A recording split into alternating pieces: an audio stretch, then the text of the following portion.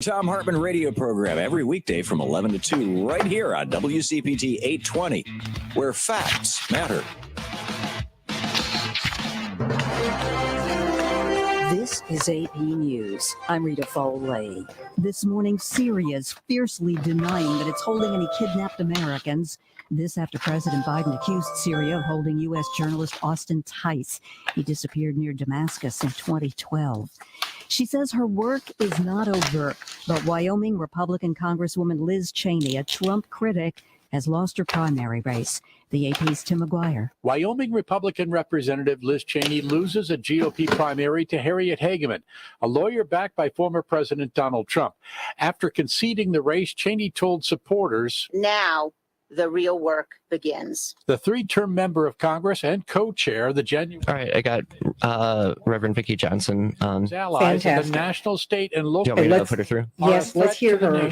If we do Hear how not she condemn sounds, the okay? conspiracies and lies, if we do not hold those responsible to account, we will Pastor be excusing Johnson? misconduct. I'm Tim McGuire. Another frequent Trump critic, Republican Senator Reverend Lisa Johnson? Murkowski, made it through Alaska's primary to the general election. Hi, how are In you? Alaska, Sarah Palin, who Donald Trump supports, is going into the November One general moment. election.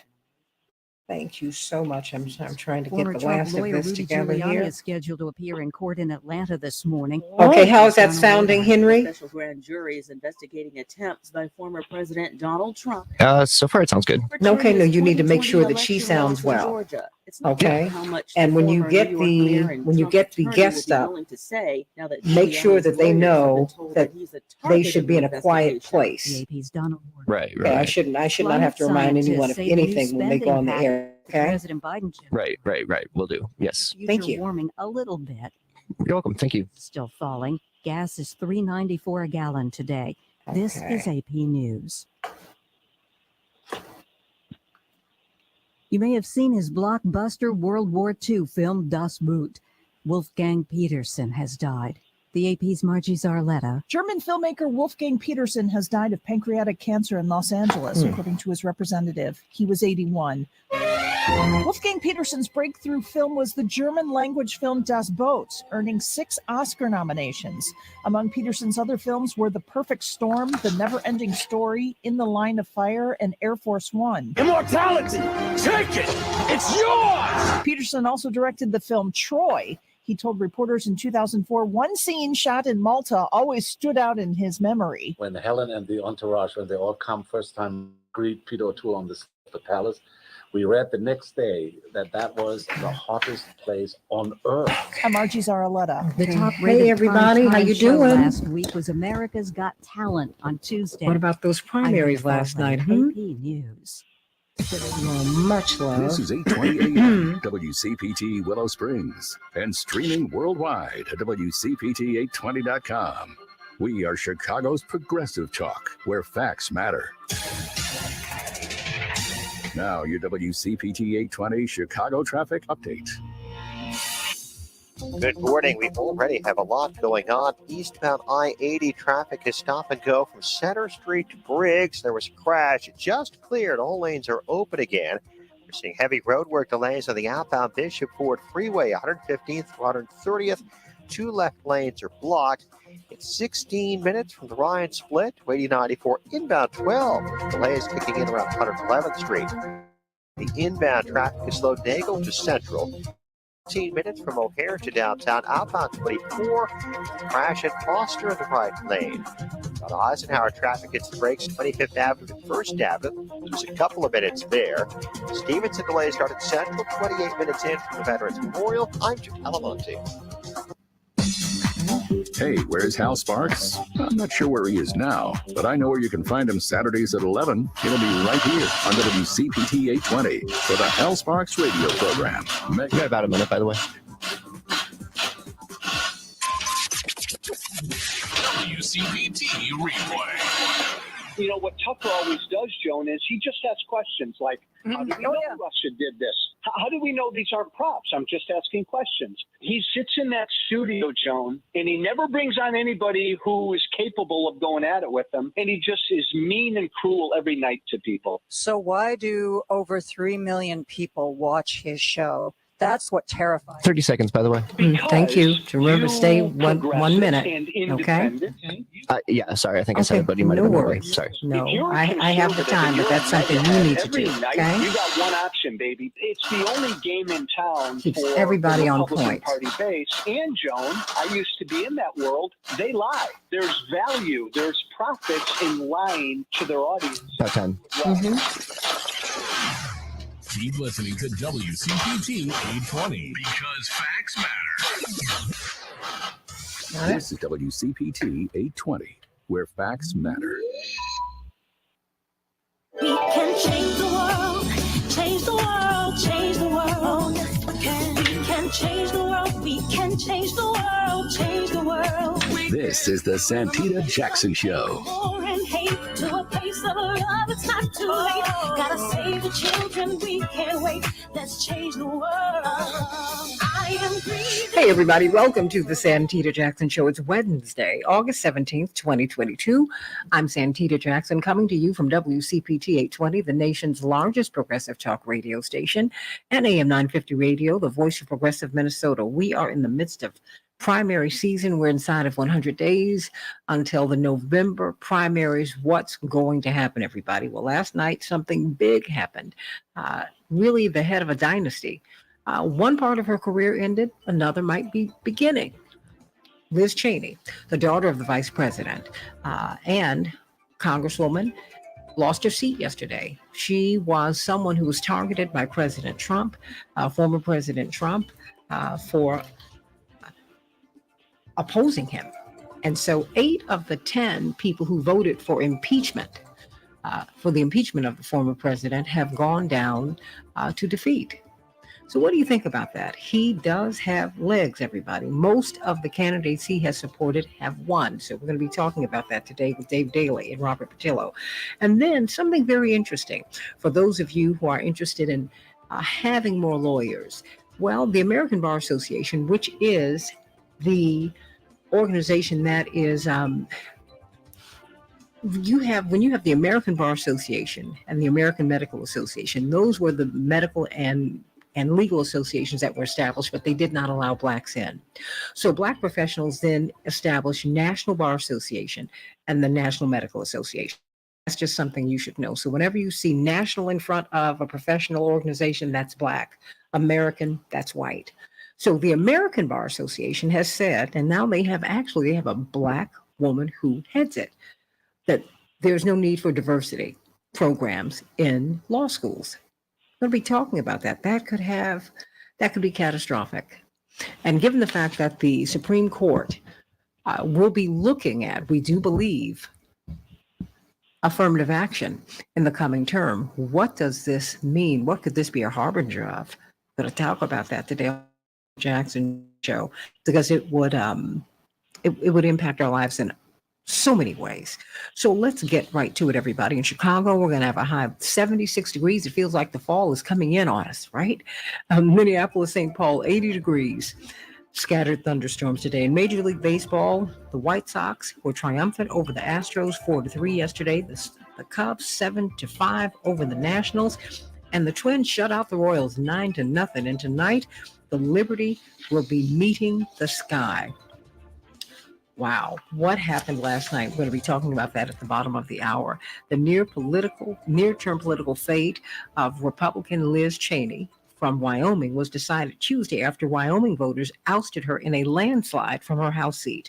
This primary election is over, she said, quote, but now the real work begins.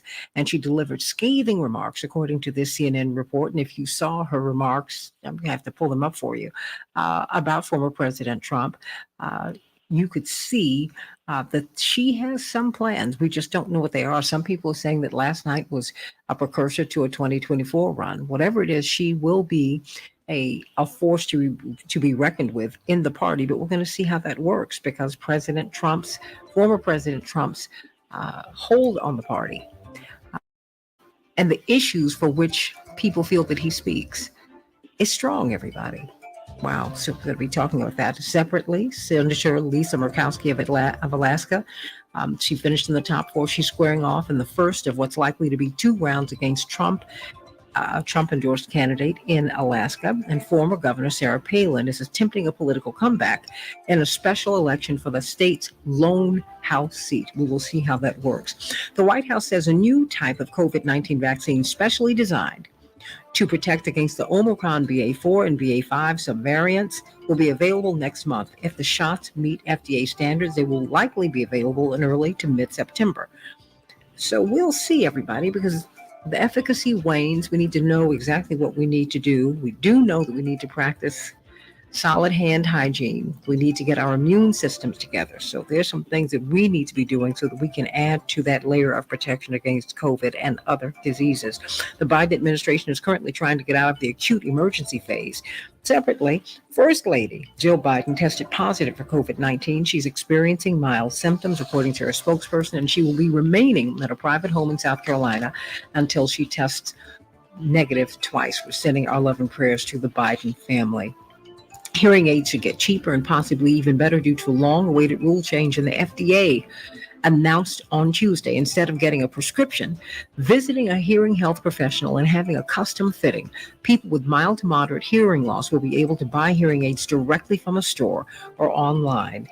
The federal government is implementing new mandatory water cuts for the Southwest United States due to an extraordinary drought that is drying up the Colorado River and draining the nation's largest reservoirs, Lake Mead and Lake Powell. You should see the NASA photos, everybody. The NASA photos will absolutely frighten you when you see just how much water our people are losing, that we are losing. They're calling it a catastrophic collapse, a catastrophic collapse.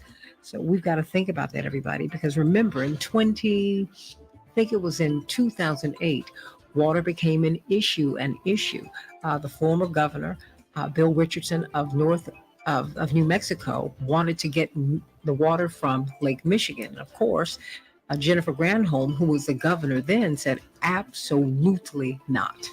You may not have our water. Water's a big, big issue, everybody. That is what wars are fought over. And the major areas of the world where we have wars, if you look at them, they also control waterways. Think about that, everybody. Wow, Lake Mead facing collapse is catastrophic. So the Tier 2 shortage will force drought-ravaged Arizona, Nevada, and Mexico to draw less from the Colorado River. Wow, upon which 40 million people in 7 states and Mexico rely. God bless all of us, everybody. In the meantime, let's get some good news today from Pastor Vicki Johnson. How you doing, Pastor Vicki Johnson of the St. Thomas Lutheran Church, with that hour of power that you have now? Remember when it was 30 minutes, but we're moving along. That's right. I'm doing well. What about you, Santita? I cannot complain, and I won't. All right. Well, good morning to you, Santita, and good morning to your morning stars and all of your friends. There is good news.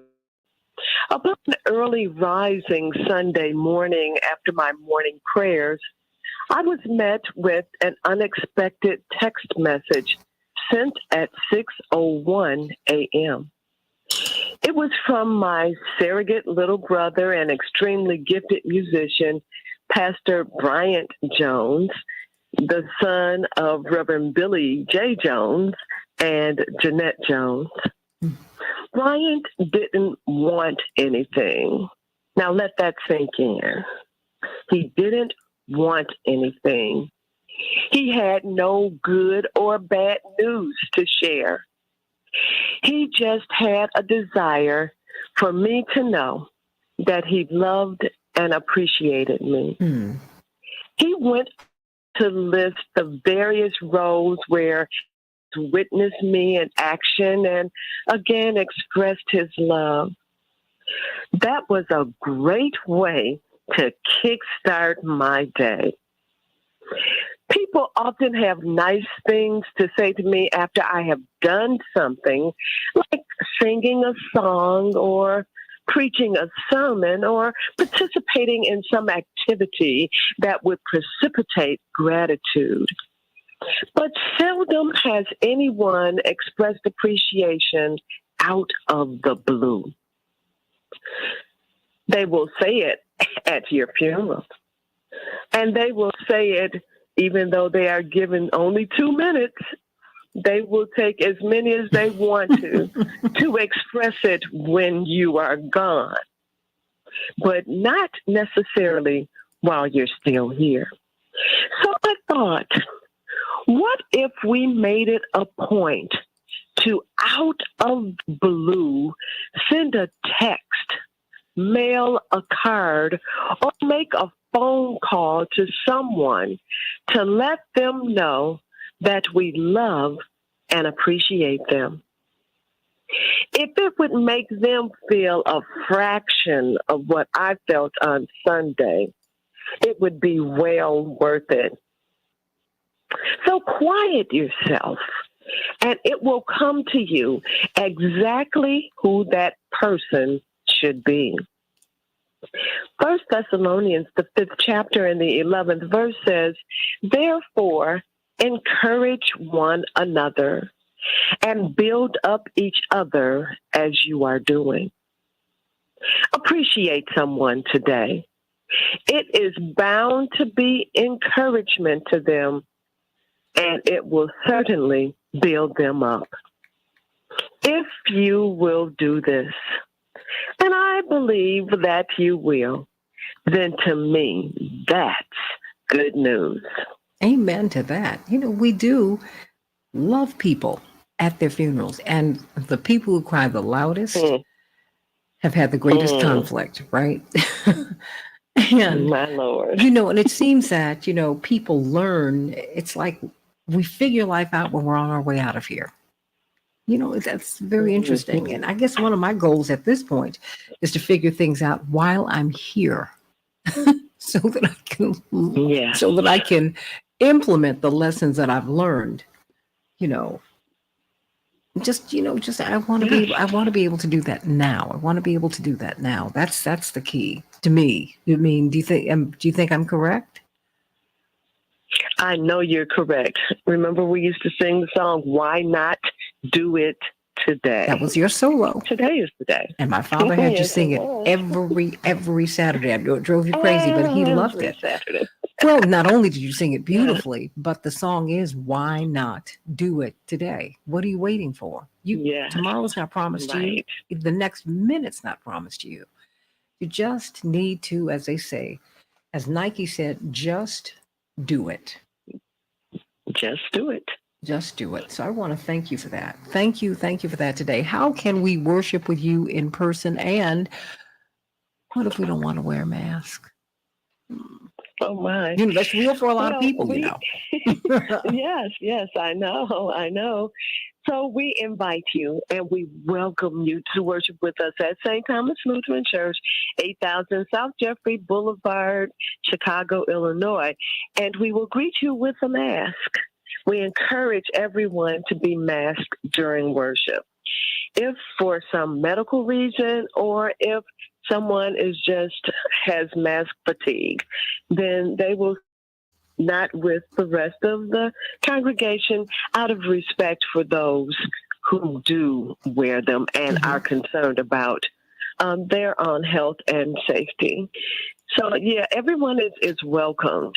And I pray that the day will soon come where it will not be a requirement for us and that we will be able to go back to some other means of worshiping where we can sing freely and be in contact with each other freely. But until then, we shall continue on the path that we are. And for those that can't come in person, you can tune us in on Facebook at 11:45 a.m. St. Thomas Lutheran Church, Chicago. Amen to that. And thank you for that, because it's a real issue for people. It's a real issue. People want to know exactly, exactly what it is that we need to do. And so I want to thank you, because that, of course, I knew in the church, I would assume in the church that you would know how to handle this properly. Sending you much love. Again, the address of your church is your 80th and Jeffrey, 80th and Jeffrey, in our That's neighborhood it. on the That's south side it. of Chicago at 11:45. Everybody, every Sunday, go on and meet them over there. You will truly be blessed. Sending you much love, Pastor Vicki Johnson. Thank you. Have a wonderful show. Thank you so much. Well, you started everything off just right, everybody. Of course, we've got Dr. Shanina Knighton. Got a big new job. She's the executive director of APIC's new Center for IPC Research, Practice, and Innovation. Before I ask you this question, exactly what is that? Are you asking Oh, what yes. the job? Yeah, what is the, I mean, what APIC's, this IPC Research, Practice, and Innovation, what is that? So essentially, it's the go-to center for the Association for Professionals in Infection Prevention and Controls, Research, Practice, and Innovation. So it's in the title, meaning that when we talk about research, and that's research within the organization, research about infection prevention is just in itself, which just as you mentioned, Santita, often you're like, well, we've never heard of infection preventionists. And so we exist, we're out here, but we're embedded in the admin cost of hospitals. So for example, when hospitals have their budget, there's the physician budget, and then the other budget all has the supplies for the patient, it has the cleaning crew, it has nurses, it has infection preventionists, quality improvement, everything else is wrapped in one bill. And so oftentimes infection preventionists, that role is masked because it is oftentimes hidden under the role of quality improvement. Quality improvement, of course, is all about just that, which focuses on patient safety. Well, preventing infections is a part of that. And so oftentimes when we're not seen, our voices are not heard, and our impact is not monetized, then hospitals end up short and not hiring for an infection preventionist role. So one of my jobs that I'm charged with is how do we make sure that there are adequate infection preventionists inside of healthcare settings? And then people don't believe this, but right now, infection prevention and control programs in nursing homes just started emerging as of 3 to 5 years ago. Yes, that means that because nursing homes, some of them are operated, or most are operated privately, they have their own rules, and the rules did not include Centers for Medicaid and Medicare Services mandating them or requiring them to have infection prevention and control practices and an infrastructure set up. And so that is something that is arising, something that is new. So as we talk about that and we talk about research, what does research look like in that area? How do we implement practices in those areas? And then how do we be innovative about it? And so essentially, my role is to do exactly just that. And so it's very exciting because it's not only just the research about infection preventionists, it's innovative research in the field just about infection prevention and control, because that helps us to meet our mission, which is to provide a safer world for everyone that is free of infection. And we didn't even know that you existed, and we need you desperately. We have. The CDC has relaxed their guidelines regarding COVID-19. Let me read to you just this quick paragraph, couple sentences from USA Today yesterday. Unvaccinated Americans don't have to quarantine anymore if they've been exposed to COVID-19, according to newly relaxed guidelines from the CDC. Also, people who test positive can end isolation sooner if they are asymptomatic or their symptoms improve quickly. What do you think about that? I mean, because there's been such a tremendous push for people to be vaccinated, but increasingly, the rules for the unvaccinated and the vaccinated are the same. So the one thing, and I don't think this language is being used, but it's something that we have to consider, and I'm sure you'll see it come out in the headlines. It could be a week now, months from now, but that's the whole concept of herd immunity. And I know we talked about it a while ago, and it's just this notion that COVID-19, whether that is through active infection, through passive infection, through asymptomatic, has shown up enough in the population that it's no longer an imminent threat. Not to say that people aren't still being sick, not to say that people aren't still dying, but the actual disease in itself has saturated the population enough by way of, people being vaccinated, unvaccinated, but having COVID. And at this point, we're all in the same playing field of where those numbers and spikes of hospitalizations and deaths have started to, let's say, taper off to where we may be in a state of it being endemic. Endemic meaning that there are a certain number of cases that are expected, as well as there are a certain number of deaths that are expected. Similar to flu, how we knew every single year there was going to be a number of people that would be sick with flu, and there would be a number of people that would die from flu. The interesting thing about COVID is that, of course, this being the end of 2022, my concern is that the guidelines were relaxed before flu season and really RSV season, and then now in the midst of monkeypox. And so it'll be interesting to see if during the fall, if we experience higher than normal peaks of COVID-19 that may cause, let's say, the CDC to go back on those recommendations.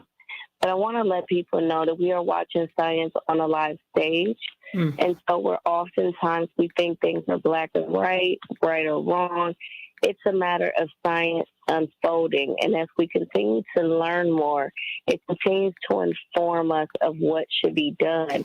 And so I encourage people to not look at it as a black and white, but to really be nimble and understand that the recommendations that are being made are based off of best practices, best recommendations, and oftentimes they may not necessarily fit into our lifestyle and fit in what it is that we want. So, for example, people that wanted the mask to go away, yes, we wanted the mask to go away, but there was also an uptick in cases as we started to see those mandates drop off. People that mention like, oh, well, I'm tired, of the pandemic. Well, we're all tired of the pandemic. But the only way for us to get out of it is for us to go through it and grow through it and understand how do we get past it. And so that comes with us oftentimes having to make changes, having to make recommendations that may not necessarily fit, again, with someone's lifestyle. So if you were working on a daily basis and then your work was interrupted, your kids' school life was interrupted, your way in which you shopped at a grocery store was interrupted, naturally, because we do not like change, that is going to bring about a level of rebellion. So I just want people to think about that when we are saying that we're upset about rules changing. If we are saying that we're upset because we feel that things should be left instead of right, or they were left yesterday and now why are they right today? We have to understand that we've made advances that we've made because science constantly evolving. And as we understand that and we look at the gadgets such as our phones, we look at the sanitary napkins and the evolution of those just in itself as a woman, you appreciate innovation and you appreciate where we're going with research, but we can't pick and choose when we want that to be nimble or not, because it's constantly evolving. Dr. Shanina Knighton helping us to understand where we are, and of course, practice excellent hand hygiene. And, we're going to have to talk about what it is that we should be eating, how it is that we should be eating, what it is that we should do to bolster our immune systems to really become healthy. COVID is a snitch. It has pulled the covers back on what we are and are not doing and who we are and are not. Dr. Shanina Knighton, everybody, please go to Hey Dr. Nina. That is her handle. Hey Dr. Nina, HEYDRNINA. So you can get some great information. Sending you much love, Dr. Nina. Dr. Shanina Knighton, everybody. Let's talk about what happened in Wyoming and Alaska last night. Liz Cheney. Wow. She lost her seat, but did she gain something bigger? Back in just a minute on the Santita Jackson Show.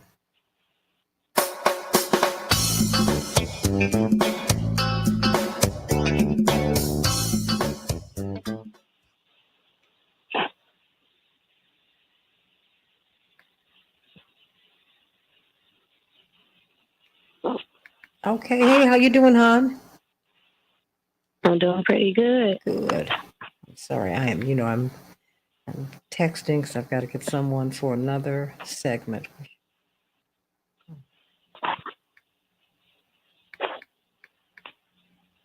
Okay.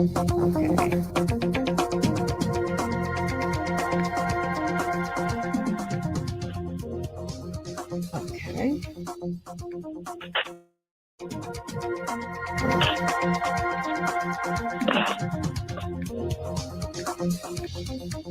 Whew, okay. All right. Got it. All right.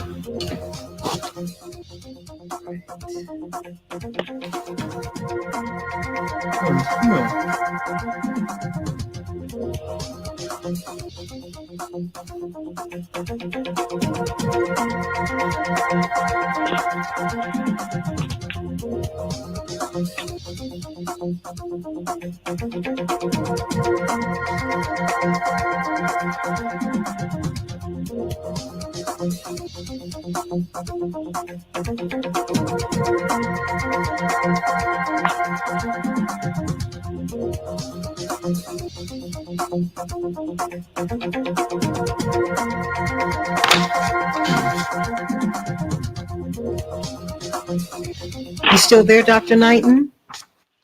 Yeah, I'm here. Oh, okay, hon. I'm sorry I'm not talking. I'm trying to read something, and I've got to. No, you're fine. Okay.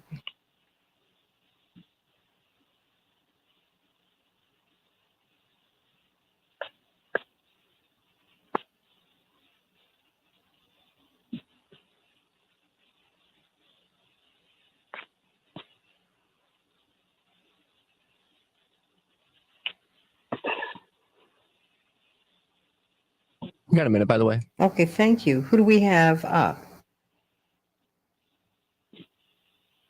I got your pearl on. David is not answering.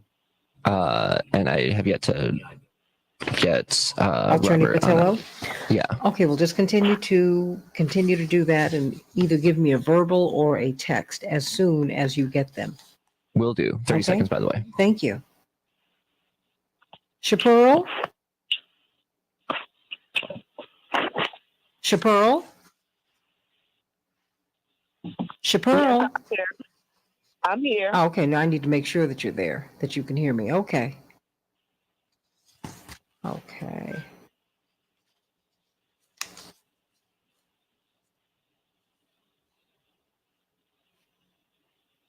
Okay.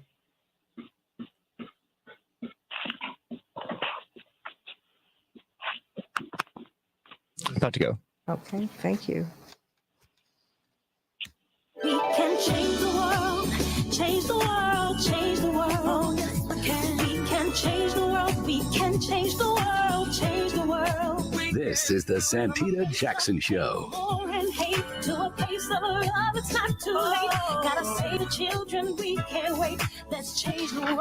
I am green. Hey, everybody, welcome back to the Santita Jackson Show. I want you to call me at 773-763-9278, 773-763-9278. What do you make of Liz Cheney losing last night? Eight of the 10 members of Congress who voted to impeach President Trump, who he targeted, have lost their seats or they've retired.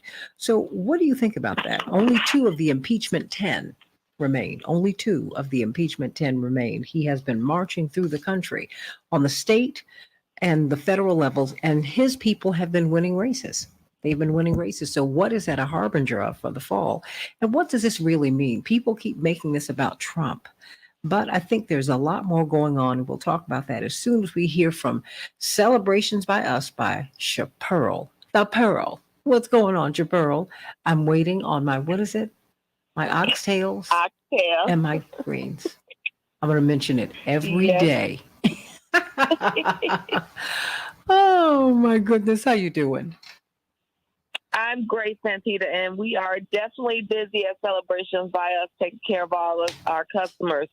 And please give us a call at 708-526-4546, whether you need balloon drops, custom sweet tables, as well as also full table decor, as well as also our famous food, which is our oxtails, our smothered chicken, our barbecue ribs, our mac and cheese, our spaghetti, our bostaccioli, Cajun pasta, whatever it is that you need for your party needs. Don't hesitate to give us a call, 708-526-4546. 708-526-4546. We're your one-stop party connection. We can handle all of your party needs and decor.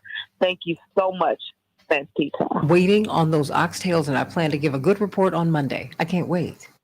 Oh, I loved them. They were so great. They were so great. They were so great. They were so great. I can't wait to get some more. Oh, just a little bit more this time, because, girl, I ate them. You know, my stomach has been unsettled for a few months. Many of you have commented on my weight loss. I've lost, oh my goodness. Chaparral, you were the first person to tell me that I was losing weight. I think I've lost close to 40 pounds, right? And I wanted to lose weight. And so I started walking and all of that, but my stomach was unsettled. And it's something that I watched because of the stomach surgery I had some years ago.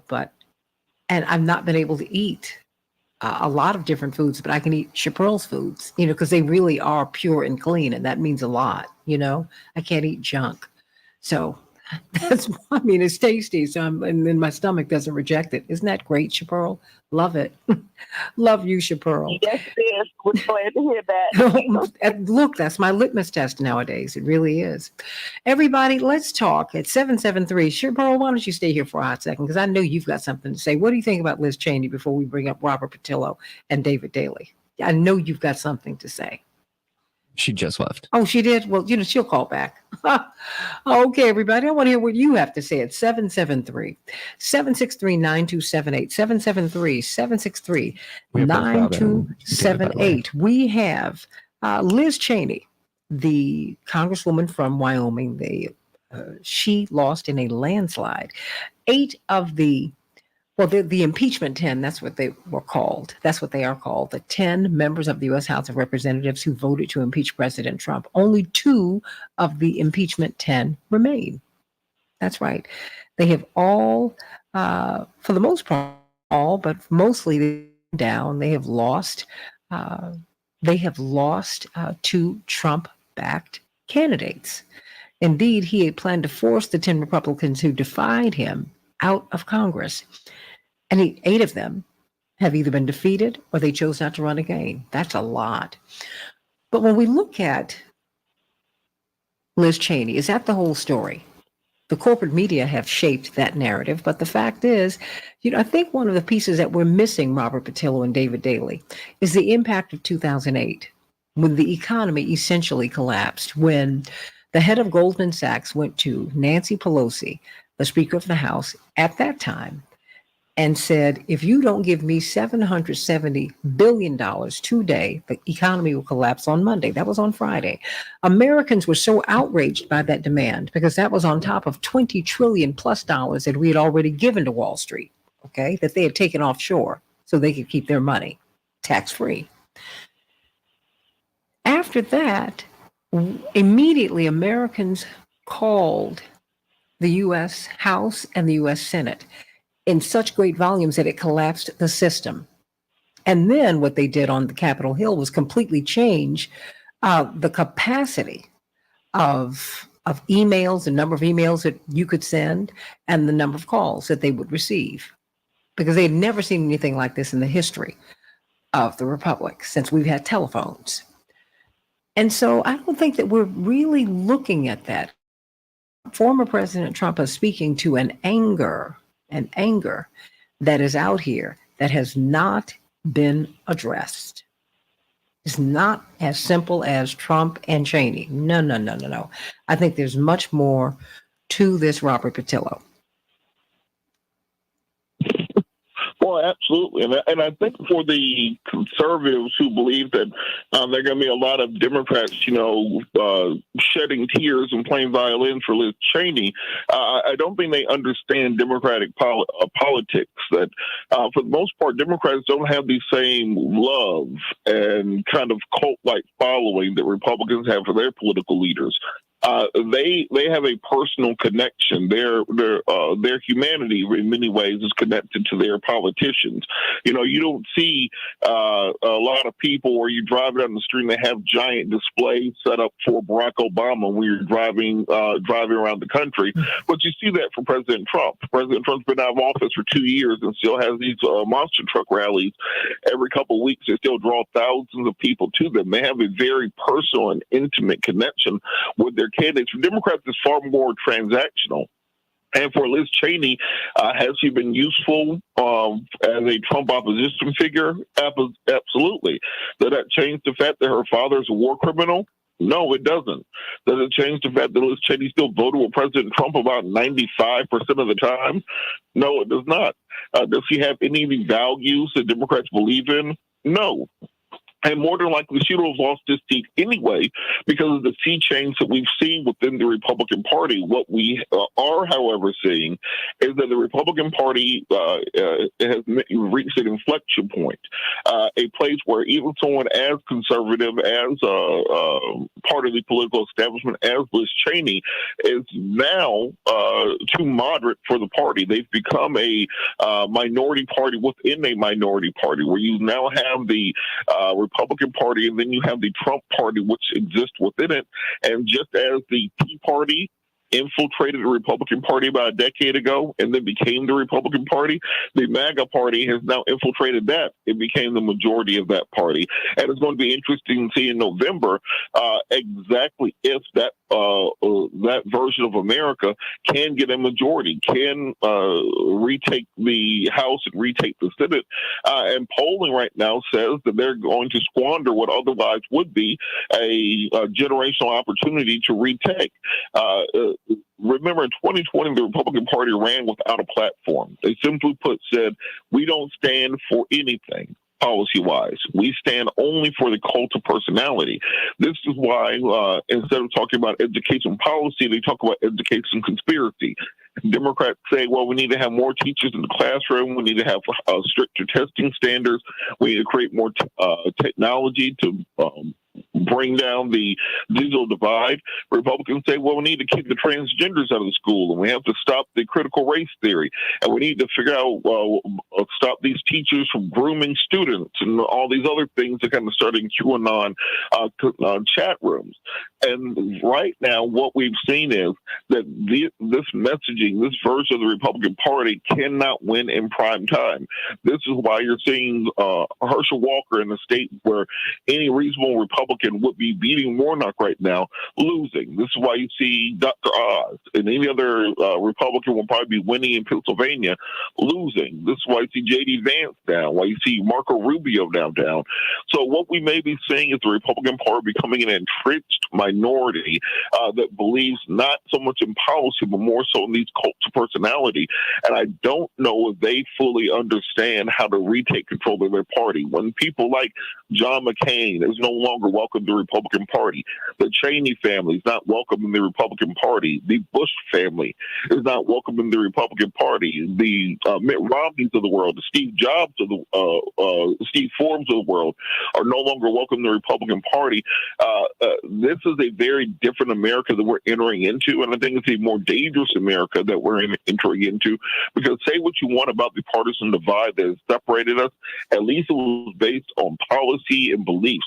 Now it's based on personality and conspiracy. I don't know how you function as a republic when you have one party existing, at least within the covertures of reality, and the other one seeming to simply be an opposition party, an anarchical party that wants to bring down the system itself. David Daly, what are your thoughts?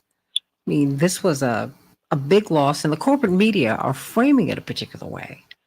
But I think they're missing the backstory. I mean, part of the backstory is that they called her the DC diva. That's what they called her on the ground in Wyoming, because they said, hey, she's from Virginia. In fact, Hageman, Attorney Hageman, who was able to defeat her, was able to use an ad in which he mocked her and talked about her being from the great state of the Commonwealth of Virginia. I mean, it was just brutal. It just seems to me that she was not as strong on the ground as many of us assume, right? That they are a family with tremendous, name recognition, but I don't know. Tip O'Neill did say politics. Well, it's a local thing. David Daley.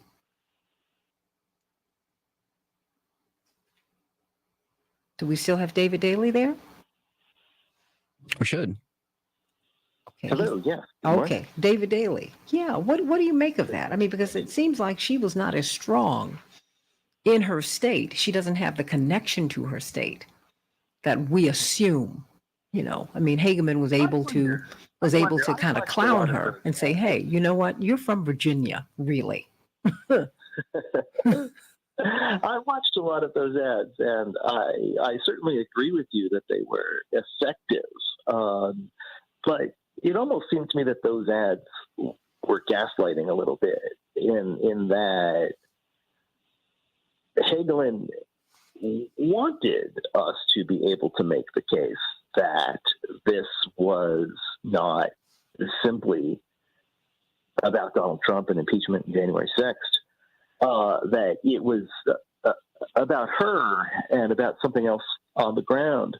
But it's now 8 of 10 of these members who voted for impeachment who have just been absolutely run out of the party, and this was not even close. This is going to end up being almost 2-1 by the time that it is over. This is a serious rejection. But in many ways, I think we saw what the Republican Party was a week before this vote, when law enforcement goes to Mar-a-Lago in order to deliver a search warrant looking for documents we now understand are connected to nuclear weapons. And the entire Republican Party stood up and called this a raid, called this unprecedented and unlawful, and went after law enforcement. And suddenly they're in favor of defunding the FBI, which is absolutely hilarious, because I think a lot of us on the left, just as we are not shedding any tears over Liz Cheney, would not shed any tears for the history of the FBI. But this is Donald Trump's party. I think Robert has got it exactly right. The MAGA wing of the party has completely infiltrated the GOP. That is what they are. And you could see it not only in the results in Wyoming and in these other primaries involving folks who stood up and voted for impeachment, but you could see it in the way just about every mainstream member, every leader of this party stood up and defended Donald Trump in the course of the last week. This is where that party is. I think the results out of Alaska could be really interesting, because in Alaska, reformers tried to find a way to keep the party out of the grasp of the far MAGA wing. And what they came up with was a series of reforms involving open primaries, one big primary with members of both parties competing in it. So everybody voted in one big party and sent a bunch of candidates along. And they're using ranked choice voting as a way to sort of simulate an instant runoff and make sure that the winner has got 50%. If the MAGA wing is 34% in a crowded primary, it can't simply win, even though 66% want somebody else. And it looks like that system may well save Lisa Murkowski. And after the first round in the election for the open U.S. House seat there, after the death of Don Young earlier this year, Sarah Palin is in second place, and a Democrat leads that race.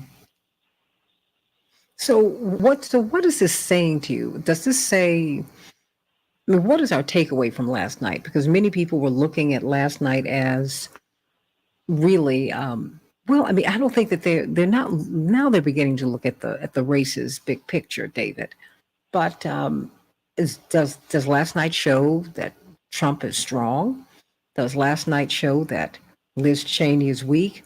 Last night, did we see that this old guard, I would say in the Republican and Democratic parties, they're not speaking to the collapse of 2008, student loan debt. I mean, where people are really, really struggling and they're angry now.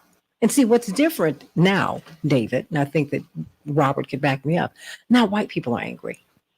I mean, black folks are accustomed to this. We see the system is rigged. So when I'm glad that that Elizabeth Warren copped to that, but the fact is we've always known the system is rigged. But now white people say, hey, I'm not getting my fair share. I'm not getting a break. What's going on here? You see what I mean? Well, Joe Biden ran on saying he was going to do something about the student loan debt. Mm-hmm. He has not done that, and we will see whether there is a price to pay. You have already seen in polls that young voters are some of those who are most turned off by the Biden administration and who are giving him the absolute lowest approval ratings. And when you break it down by demographic, when you look at this generationally among young people, they backed him overwhelmingly, and they are among the most frustrated with what this administration has been able to accomplish thus far. And I think student loans probably high on that list. I would say reproductive rights, perhaps a close second. Right? When it is really clear what the U.S. Supreme Court is going to do, when the opinion leaks more than a month ahead of its being officially released, you need to have a plan. And they still look as if they don't have a plan here other than vote in more of us, which is difficult to say when you are caught seemingly unaware by the political strategy of the other side. I think you're right that there is a lot of frustration and anger. I'm not certain to the extent that 2008 was on voters' minds. I think it's like a low burn. It's simmering because that was never really resolved, right? I mean, people are angry, and it's not just a one-off, David. I mean, they are angry about a lot. Because people never recover. The black middle real hit from the early 2000s on. We just took a real hit, real hit. And now you're seeing the rest of America is taking a real hit. But I think we underestimate, trying to quell the dissent that arose out of that weekend in 2008. Our political system doesn't give a lot of places for anger and outrage to go, right? When you have two effectively corporate parties in the hands of donors in Wall Street, it is difficult to see where anger flows without somehow becoming misdirected, right? I mean, certainly Donald Trump is a pseudo billionaire developer who played a rich person on TV is an imperfect vessel for a populist rage. In the same way that Charles Schumer and the Democratic Party taken billions of dollars from the corporations. I mean, it's just people are tired. Corporation is see when I see Trump, he's speaking to that. Now, is he embedded in it? Of course. but he is speaking to that. He might be speaking to it, but he was using it. Of course he is. But this is all marketing. About it. I mean, I couldn't name one thing that Donald Trump actually did. Don't misunderstand me. I'm not saying that he's champion. Desire. He's not a champion. He's not a populist champion. No. You know, he's just, but he's speaking to it. And if you can speak to the, he's not a Bernie Sanders who will speak to it and do something about it. No. And Santita, to that point, I think that for what the Democratic Party doesn't understand that the Republican Party does is that millennials, people around my age and like Pete Buttigieg's age, we completely miss the American dream. And I think because the Democratic Party does not realize that, they're unable to speak to the issues of a generation that literally was robbed of the American dream. We are that generation that when it got time for us to graduate from, we did everything we were supposed to do. We were the most educated generation in American history. When it became time for us to get out of grad school, get out of law school, I graduated from law school in 2009, right in the teeth of the Great Recession. So you get out of school with $200,000 in student loan debt, and there are absolutely no jobs available at all so that you pay that debt. So people now are saddled with a generational amount of debt, but no longer have the opportunity of those generational jobs that were supposed to come along with them. Thereafter, we've seen the housing affordability crisis happen. There are people my age and older who still live with their parents, who are still on their parents' insurance because they were never able to afford a home. So whereas in the early 2000s, you could get out of school, make $60,000 and buy a nice house for $150,000. Now median home prices are $400,000 and $500,000 just to get a starter home. This generation has been robbed of the ability to have children because you simply can't afford them. If your student loan payments are $1,600 a month and you're making $3,000 a month, well, you better get yourself a plant. Or maybe a puppy, but this idea of having children, let alone multiple children, that's gone. And now we're pushing into our 40s, staring at the prospect of maybe being able to pump one out if you're lucky. It's very much that situation of China with the one-child policy. Mm-hmm. And so when you stack these things on top of each other, you end up with what was at one point in time that Obama generation, that 2008, yes, we can, knocking on doors, the fierce urgency of now, I thought we're going to change the world generation. And it's metastasized into a very angry and bitter and frustrated generation, ready to check out the political system altogether. And when I talk to a lot of those young Black MAGA people, the Talking Point USA people, the Brexit people, almost to a person, they were all Obama supporters in 2008 and in 2012, who were so disaffected and disgusted by what happened when there was actually an opportunity for Democrats to be empowered, that instead of helping out this generation, that money went to Wall Street. That money went to the military-industrial complex. That money went to making the boomer class, you always hear okay boomer, making the boomer classes retirement and 401ks even stronger. And now this generation, this millennial generation, is going to be hit with the retirement crisis in the next 10 years or so. Because ask anybody under 50, we have no money put away for retirement. There's not even a concept, not even an idea, not even a thought of retirement. No one believes Social Security will even be there. So you end up with a political system where people are so frustrated, so angry at never getting an opportunity at the American dream that they will turn to a demagogue. They'll turn to someone like a Trump, like the Tea Party.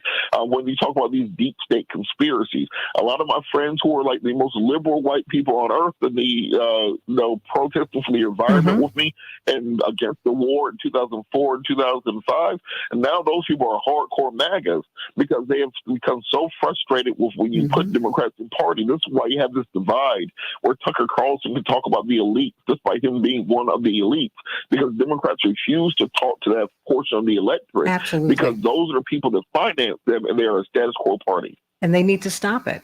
David, you got to come back. Because we have to talk about that. We really, really, really do. It's fascinating. I think I've got 10 seconds. Absolutely right.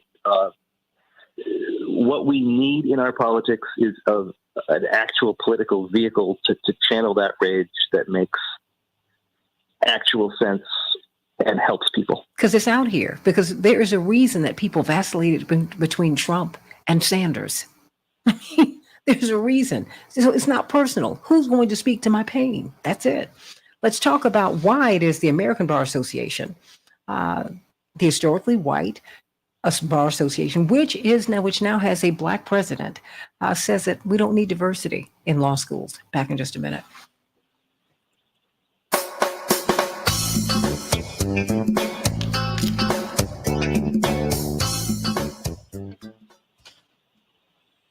David, thank you so much. You all keep talking for a hot second before we go to the next topic. But I think that's a real issue, David.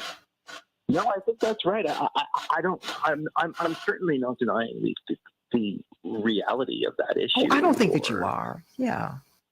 Any of that. I just don't know to what extent it played into this race. It's hard for me to say, but that is out there is totally real. Oh yeah. I see it, I feel it. And my brother Jesse was in Congress at the time. And I remember listening to him on NPR that afternoon because Goldman Sachs went to Nancy Pelosi Friday morning. And by that afternoon, it had become this huge story, as I'm sure you can remember.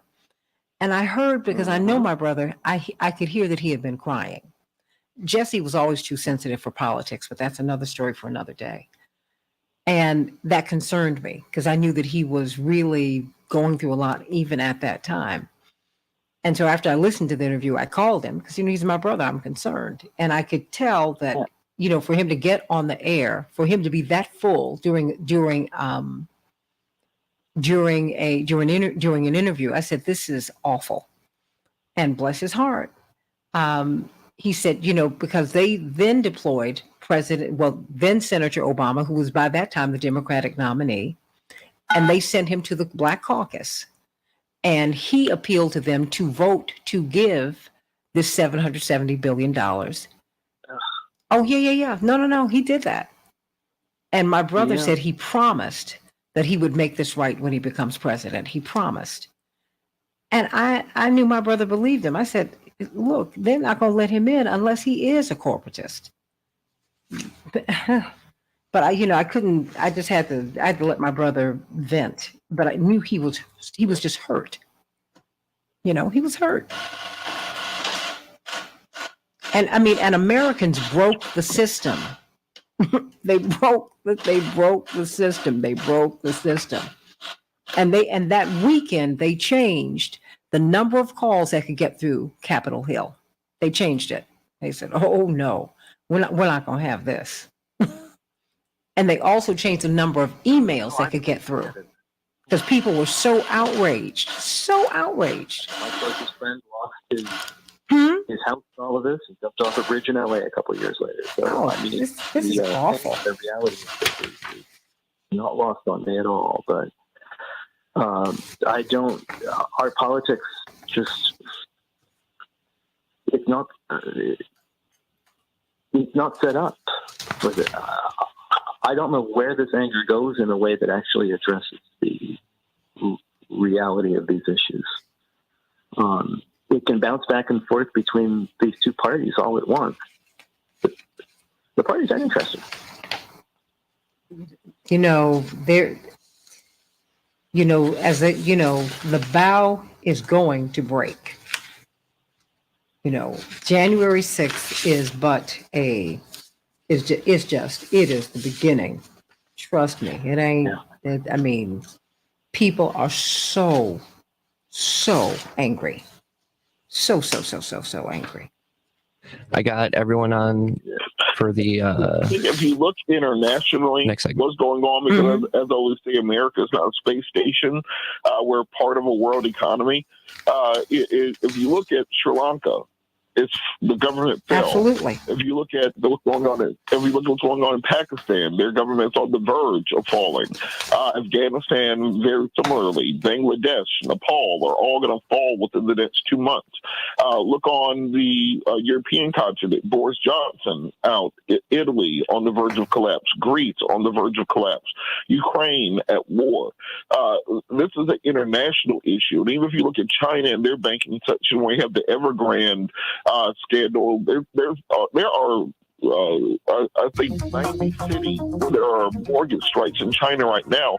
If you don't think that's coming to America, we've learned nothing from the pandemic, because the economic pandemic is about to hit us also. And I think our leadership isn't capable of addressing those issues.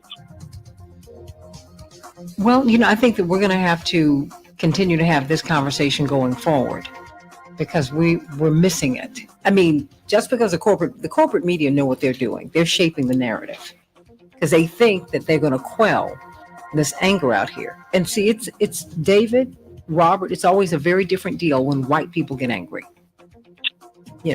Black folks, we have nonviolent movements and we pray, and I'm not diminishing that, because that's part of my tradition and I'm with it.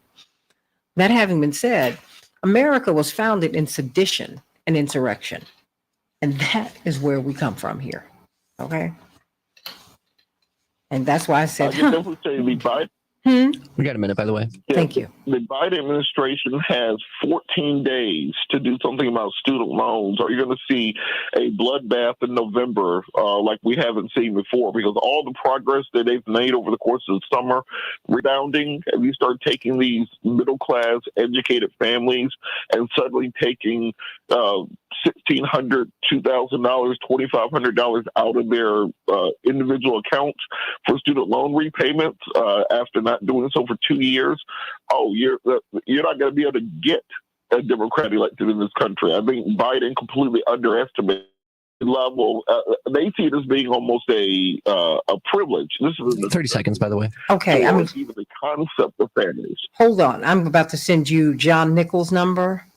I need you to get him up. Stay right there, everybody. Stay right there. CK, we're just moving things along pretty quickly. Before John goes on Democracy Now!, he said he can join us. And CK, you can weigh in on this, on what happened last night. So, Henry, I'm sending you his number, so just get him up right now. Will do. Okay? Thank you, hon. This is live radio. This is how we do these things. Okay, stand by. Change the world, change the world. Yes, we can change the world. We can change the world, change the world. This is the Santita Jackson Show. War and hate to a place of love. It's not too late. Gotta save the children. We can't wait. Let's change the world. Hey, everybody. Welcome back to the Santita Jackson Show, Wednesday, August 17th, 2022. I'm Santita Jackson, coming to you from WCPT 820, the nation's largest progressive talk radio station. Everybody like and share this show. AM 950 Radio. Matt's up there in Minneapolis, St. Paul. Like and share the show with at least one person today, and continue to tell people about us. Those who out there in Radio Land, please continue to tell people about us. The show's growing, and I'm so grateful to you for making that happen. But we're here working for you, trying to give you information so that you can make up your own minds, everybody. We've been talking about the primaries last night. What happened with Liz Cheney? What happened with Senator Lisa Murkowski and Sarah Palin, Governor Palin? What happened? And what is going on with the American Bar Association? I cannot wait for the past president of the National Bar Association, the largest and oldest Black bar association in the world, to respond to the American Bar Association's nixing of a diversity plan for America's law schools. Wow. I want to know what they think about that. Got a tremendous panel of lawyers and thinkers to talk about that today. 773-763-9278, 773-763-9278. I'm going to give my headlines over to John Nichols, everybody. Of course, today, just very quickly, we're going to have a high of 76 degrees in Chicago, partly cloudy. Minneapolis, St. Paul, 80 degrees, scattered thunderstorms in Major League Baseball. The White Sox 4, the Astros 3, the Cubs 7, the Nationals 5, and the Twins shut out the Royals 9-0, and the Liberty will be playing the Sky. The balance of my headlines I'm going to give over to you John Nichols. But first, I want us to think about our financial freedom, everybody. Team Hochberg is going to help you clean up your credit, establish your credit. If you need to purchase a new home and you need to establish a plan for that, say you don't have the money for a down payment, they can help you to pull that together. If you want to refinance your existing home, if you want to secure a VA loan, if you want to find out about reverse mortgages, call them for a free consultation. Tell them everything because they've heard it all. Call them at 855-56-DAVID, 855-56-DAVID, and they will help you to establish yourself, everybody. Pete posted a 5-star Google review after saving over $800 a month after completing a cash-out refinance with the help of Team Hochberg. He's called them great lenders. He couldn't believe it. He said, I thought what I heard on the radio was too good to be true. Turns out that's not true. Everybody call them at 855-56-DAVID, 855-56-DAVID, or visit them at 56david.com. Financial freedom can be yours if they can help you out. John Nichols, national correspondent for The Nation. I know you are on your way on the air. Thank you so much for joining us. Liz Cheney, what's the deal? What happened last night? Did she launch 2024? Is she going to be a power in the Republican Party? Has the Republican Party changed so much? And has America changed so much? This is not the same world that we've known. John Nichols. Well, that's exactly right. And you put a lot on the table there. Yeah. So let's start with the basics. And that is that Liz Cheney was overwhelmingly defeated in Wyoming. It was a blowout win for her Trump-backed challenger, Harriet Hagman, and in a state that's so overwhelmingly Republican. Obviously, the Republican primary win almost always translates to a November win. So Cheney's done. She's finished in Wyoming politics, at least for the near future. And but it was interesting. In her concession speech, she was very combative. She did not back down at all. And I think she sent a very clear signal, that she definitely intends to keep working with the January 6th committee to continue the investigation of the coup attempt on January 6th and everything related to that, obviously seeking ultimately to bring Donald Trump to account. B, that she seems to be very interested in continuing to fight for the soul of the Republican Party and to try and move it away from the Trump alignment that currently exists. And C, that there might well be another race for her down the line. Even some people think a presidential race, perhaps not in the Republican primaries, but as an independent. So what's next? What about Sarah Palin, Lisa Murkowski? Well, Alaska, of course, makes everything complicated. But I think in some Ranked ways choice. They use some different voting. Who's gonna be in the gee whiz? I think it's great, but it's like it's a lot to try and figure out. Well, it's a little bit to explain in a situation like this. But here's the big deal. There's two elections going on for Congress in Alaska. There's the primary that it would be normal, but there's also a special election because Congressman Don Young died. And so this election to fill Young's seat was held on the same day as the primary. And Sarah Palin was expected to win that. At one point, was expected to win it with relative ease. Instead, she hasn't. A Democrat, Mary Peltola, finished a strong first. Not so far ahead of Palin that means that Palin doesn't have a chance. But Peltola did way better than expected. She, if elected, would be the first Native American, Native Alaskan to go to Congress. And so there's a lot of excitement about this. Now, what's going to happen is that the votes of a third candidate, a Republican named Nick Begich, will have to be redistributed because he didn't finish in the top two.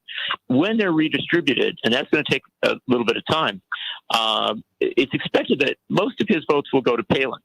But there's a big question because if some of his votes go to Peltola, or if some of his voters just drop off and didn't vote, there is still the chance that Peltola could win this race. And that's a hugely surprising result and a significant one, I think, for Alaska politics. Now, in the primary for that seat, this is a separate election. Again, Palin, Peltola, Nick Begich came through along with some other candidate will come through as well. And the four of them will face off in November. So lots of elections for Congress in Alaska. Mm-hmm. But the big news is Sarah Palin's comeback isn't going quite as well as expected. Well, just before you go, because I know you're about to get on the air, are you going on Democracy Now? Yeah. I am. I'll be on in a little bit. All right. Yeah, a little bit later. Well, just very quickly, because of course, Attorney C.K. Hoffler, this is Legal Q&A with C.K., is going to be on Court TV, probably MSNBC. She's all over television herself. What about Val Demings? She is up by 4 points in Florida, and no one is discussing her. This is a former police chief. No one's discussing her at all, John. What is going on? Sure. Let's talk about what's going on here. We're still in the primary season, and a lot of things are getting shuffled and reshuffled. Mm-hmm. There's also the dynamic that Joe Biden, who was looking very, very weak at the start of the summer, Democrats looking pretty weak as well, has had a real resurgence. So suddenly, a lot of races around the country are taking on a different character. Okay. And that Florida race is one of them. Now, for Democrats, what they need to do is to be in a constant process of readjustment so that they figure out what races are winnable. And it's clear that the Florida race has come into perspective as a potentially winnable race. The same has happened in Ohio, where Tim Ryan really closed the gap and may even, by some measures be, pulling toward a lead over J.D. Vance. That's another seat Democrats could potentially win. And so, and I think they also have to keep an eye on the North Carolina race too, where you've got a very strong candidate running. So suddenly the Democrats, who look like they might just scrape by, have a number of seats that they have to pay attention to.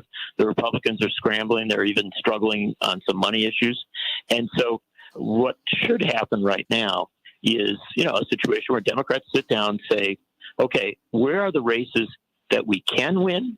Where are the races that we need to move resources and energy to try and bring somebody up? And Val Demings would, I think, be on the top of that list for a variety of reasons, because obviously Florida is still a state where Democrats can win.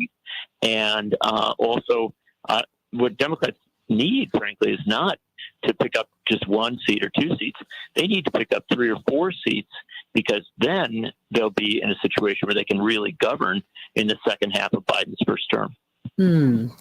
John Nichols, everybody, on his way to be on Democracy Now! Today, right now. And I thank you for giving us some time, because we really, really, of course, your friend David Daly's here, and as is Robert Patillo, Attorney C.K. Hoffler, Daryl Jones, Aaron Connolly, Dwight McKee.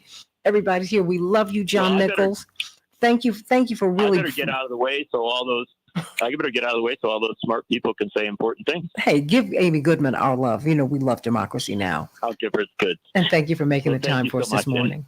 Love you so much. Honored to be with you, and thanks to everybody who delayed for a moment so we could get some election results.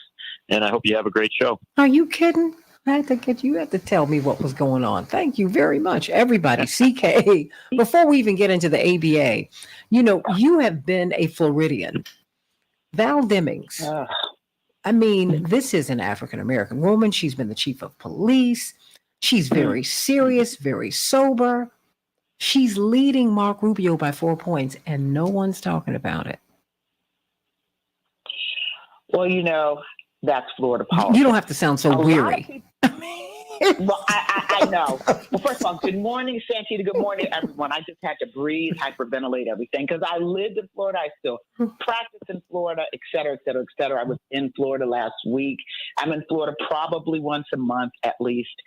So what I will say, Florida is as special as Georgia out now. But Val Demings has a real shot. People are talking about her in a lot of circles, but you don't see corporate media or mainstream, as some people would say, media talking about her and the real likelihood or that she has a shot of beating Marco Rubio.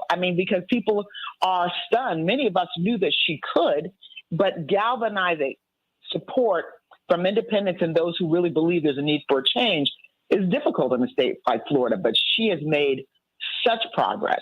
She's a tremendous asset to the party. She is a great leader, and she has a real shot. It's the sort of euphoria that we experienced when we knew that Raphael Warnock, when he was in the Senate runoff race, that he had a chance of winning. That's the same euphoria that people have about Val Demings. I think she can do it. I think she will do it. But I'm not surprised that certain media and groups are not talking about it because they don't want to continue to give her the momentum that she has created. And they don't want to give her for all the reasons that we know in politics in the United States. I'm sick of it. And so, of course, I have to give Robert credit because he sent me a text yesterday. He was like, "Hey, you need to deal with this." So I said, "I've got to, and I'm going to do that." But we're going to focus, and I'm going to reach out to her and get her on this show. That having been said, I came across this story, and I said, "Oh, God just loves me." Because the ABA, the American Bar Association, and of course, you're the past president of the National Bar Association. For the difference between the American Bar Association and the National Bar Association and the National Medical Association and the American Medical Association. Okay, because I was a member of USNMA when I was in undergrad because I was going to be a doctor. Well, years ago, and not so long ago, the American Bar Association, the American Medical Association, which are the associations, more the white associations, but really it's these are the associations of doctors globally in the United States. That's the American Medical Association and the ABA, the American Bar Association. But years ago, they did not allow African Americans to be members and participate. This is the same. This is the history in our country. That is just the reality of the way things were. And so because of that, many organizations and Black doctors and Black lawyers refuse to be denied access to all of the benefits and to the educational, the training, all of the things that they needed to do to continue to surge and to go forward. They created their own organizations. 1925, the National Bar Association was created in Iowa by a group of lawyers that said, look, we're not going to be stopped. We're not going to be told that we can't participate because being a member of bar associations gives you access to benefits and many, many things, research, CLE, continuing legal education, just for networking, these are very valuable associations. So when we were locked out of those associations, we created our own. And that's what we did. So that's how the National Bar Association that now has over 67,000 members, it represents the interest of 67,000 actually Black lawyers internationally, but mostly here in the United States. That's how the National Bar Association came to be. Now, there were other state bar associations that predated even the creation of the National Bar Association, where Black lawyers got together and said, in a locality, we want to form an organization. There might be 10 of us in the state, because in 1925, there might have been 3 in one given state. There weren't a lot of Black lawyers.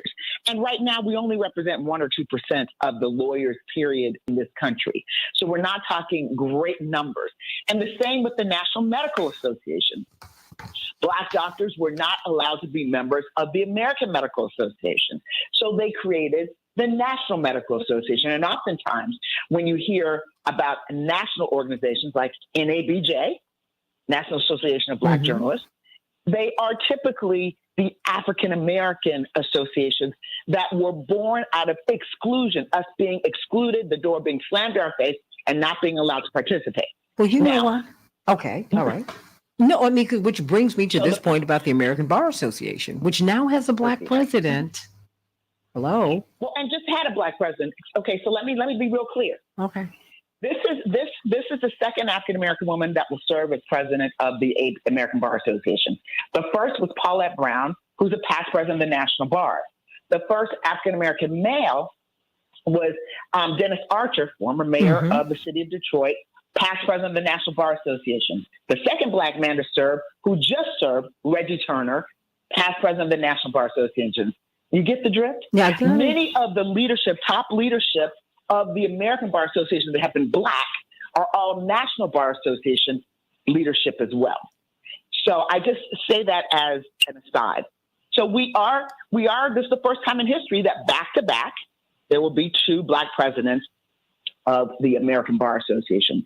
So that brings me to this discussion. Well, because I'm wondering how helpful that is, because now they've scrapped plans that would have required law schools to submit annual reports to them. Well, it's very, to let me talk tell you what, it's about very helpful hiring to have this. faculty, admitting students. What happened? Well, I think it is, let me just say, it is very helpful to have African Americans at the helm Mm-hmm. because the ABA has many different branches. They've got this committee, which is not led by the leadership of the ABA. So with the ABA, like a lot of organizations, you might have foundations, you might have committees that serve independently. For instance, if you recall at Justice Ketanji Brown Jackson's confirmation, there was a group there from the American Bar Association. By the way, all of those Black lawyers there were National Bar Association lawyers. Joe Drayton was a former president of the National Bar Association. All of them were.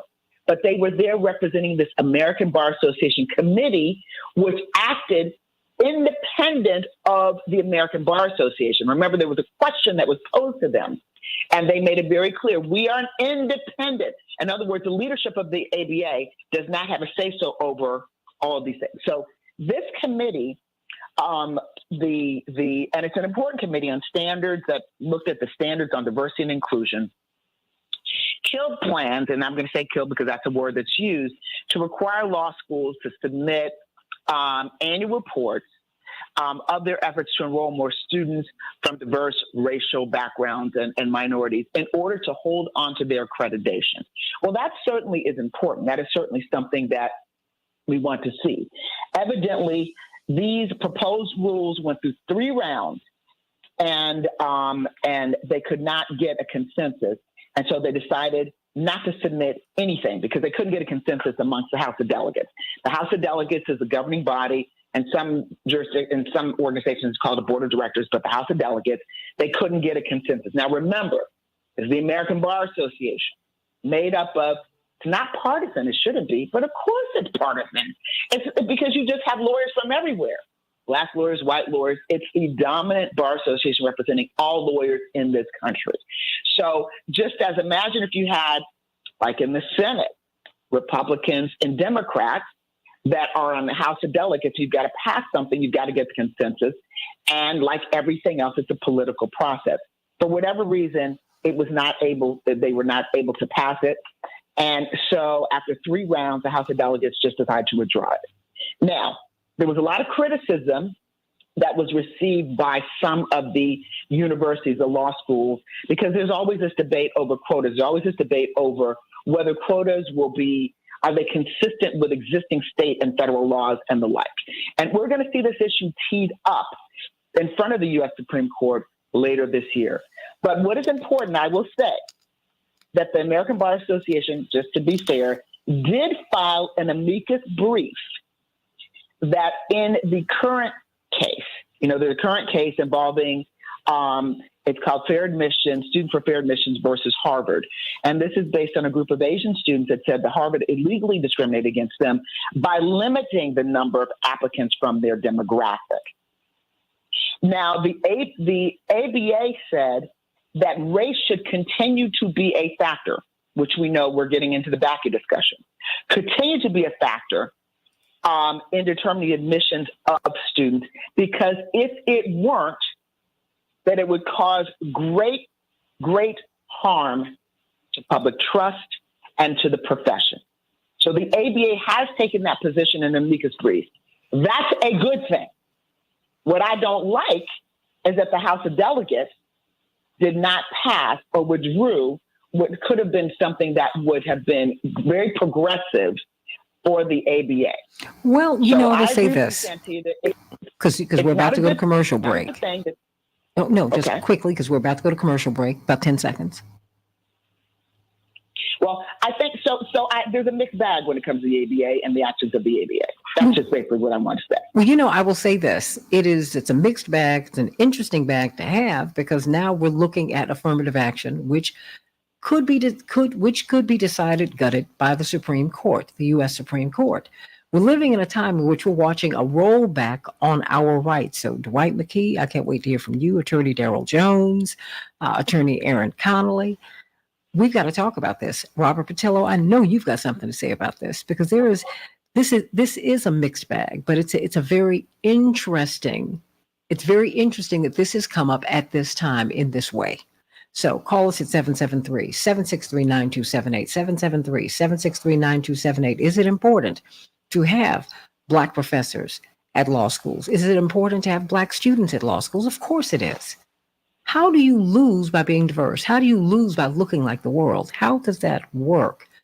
Going to be talking with attorney C.K. Hoffler, legal Q&A with C.K. very quickly. C.K., are you going to be on TV today? I'm not going to be on TV today, but I'll be on TV tomorrow. I have to work. Wait a minute. She's going to be on TV today. Huh? Back with more of the Santita Jackson Show in just a minute.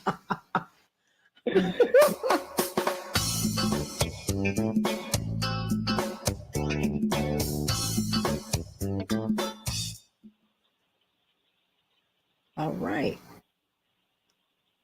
So, Santita, I wanted, and I know that was a long explanation, but I wanted to put, I've got to present all sides of it. But the bottom line, like I said, this is disturbing. It's disturbing because in this first case, it's going to be teed up before the U.S. Supreme Court. Justice Ketanji Brown Jackson may have said she would recuse herself from it. She did say that. When she was in her confirmation because of her ties to Harvard, et cetera, et cetera, et cetera, et cetera. And that's an important voice that needs to be heard on this. But without a question, this U.S. Supreme Court, in my impression, will get rid of affirmative action, and that opinion will be penned by none other than Justice Clarence Thomas. He is waiting to have the opportunity to do that. Of course. So we are and he's been queued up. He was brought there for such a time as this, to gut it. It took 30 years, right? But that's what he was brought here to do. Here. Yeah. And that's why when I saw this story, Daryl and Dwight and Aaron and Robert, I said, oh, wow, look at this. Look at where we are. And, that's why my heart, look, I celebrate the first, this, that, and the other. But whenever I see the first, this, that, and the other, my heart sinks a bit because I know that they're not coming in to be helpful to me. They might want to be, but they're not going to be used by the power structure to be helpful to me. They're going to hurt. And this is awful. This is horrible news. Horrible news. It's horrible news. And I think the implications are they're dire. And they're long-ranging, CK and Daryl and everybody. You all jump on in. I'm going to come right to you when we come on the other side. No, absolutely. Listen, this is not a good development, but it is a mixed bag. Mm-hmm. If the ABA had not filed that amicus brief, I would really, really be much more hostile. But let's be clear.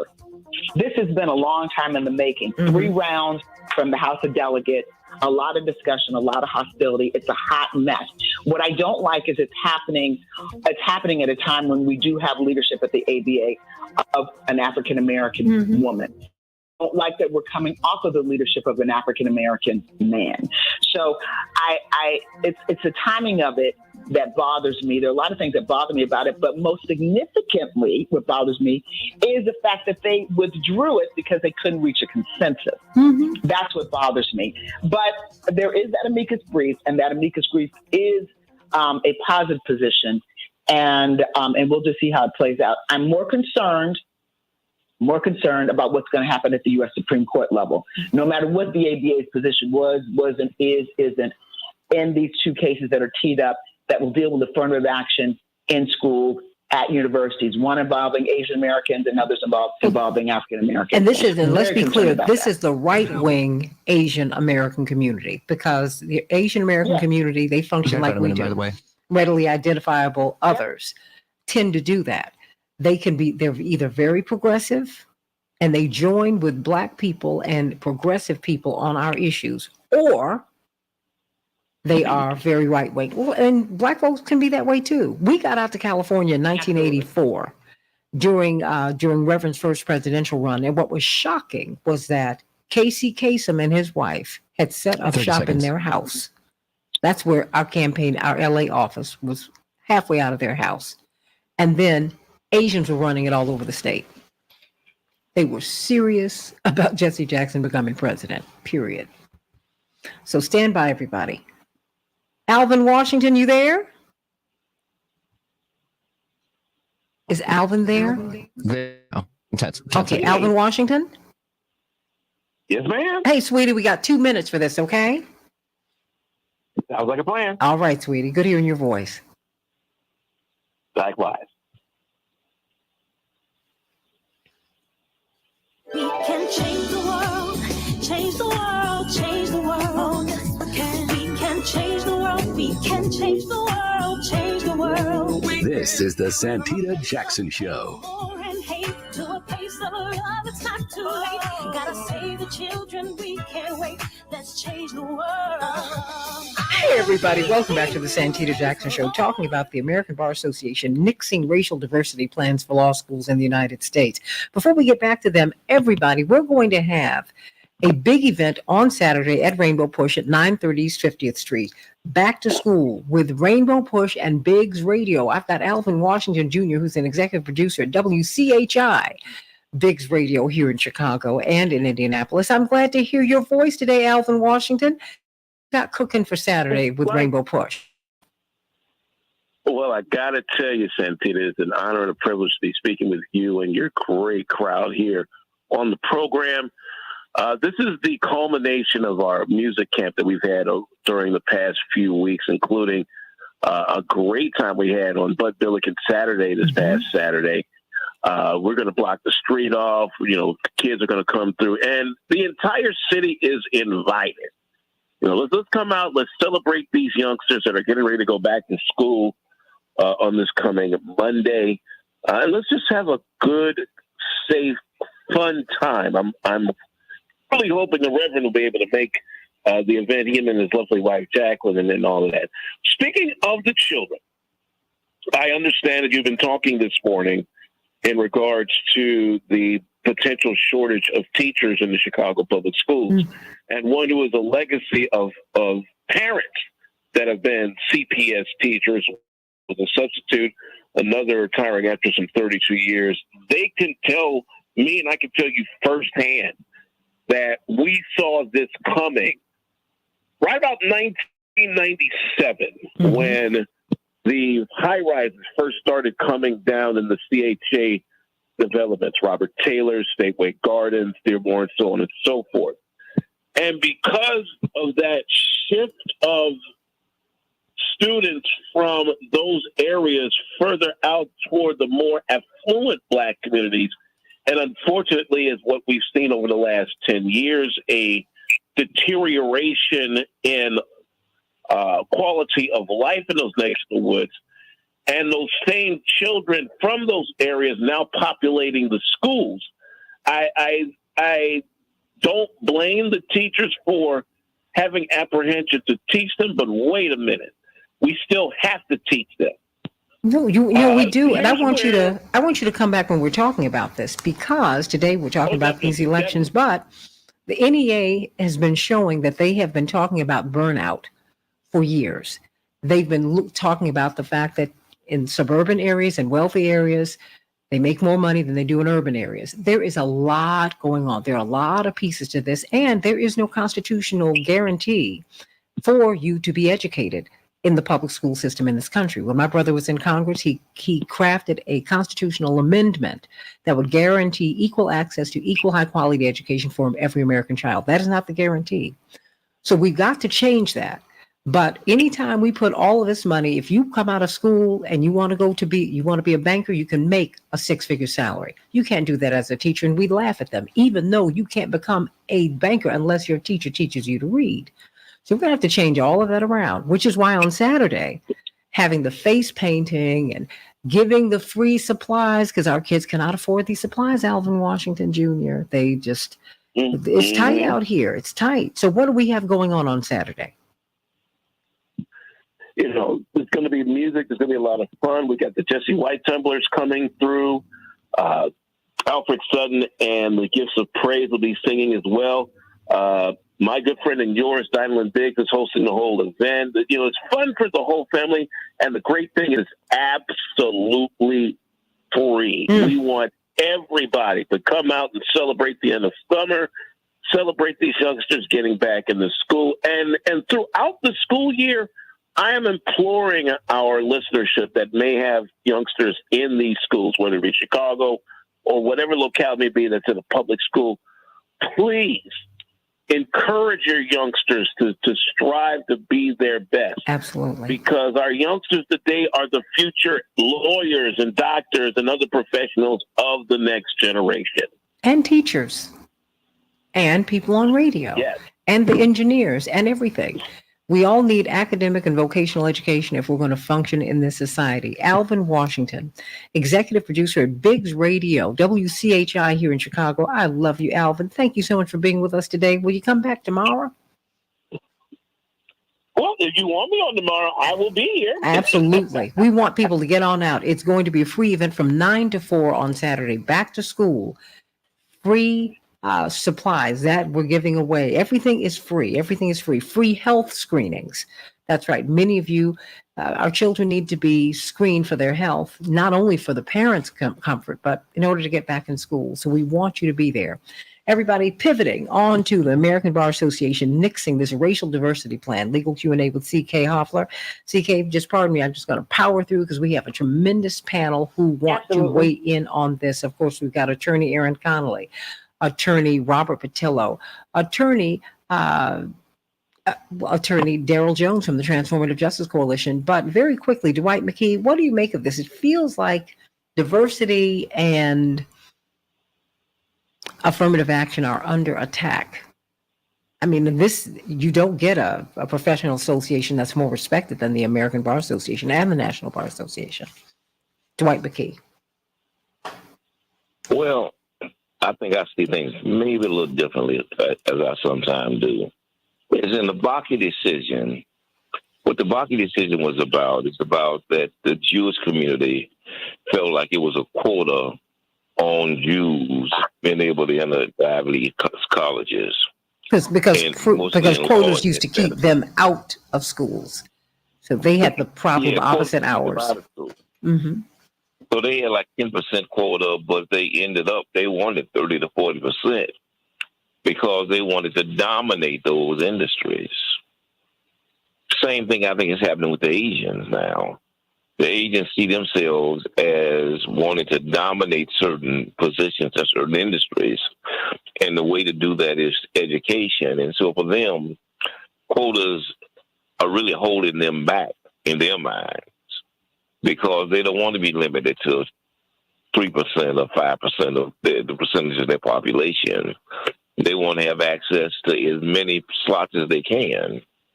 And in many ways, they feel that with blacks being there, and in their minds being not as competitive, that it is an impediment to the kinds of slots that they themselves should have.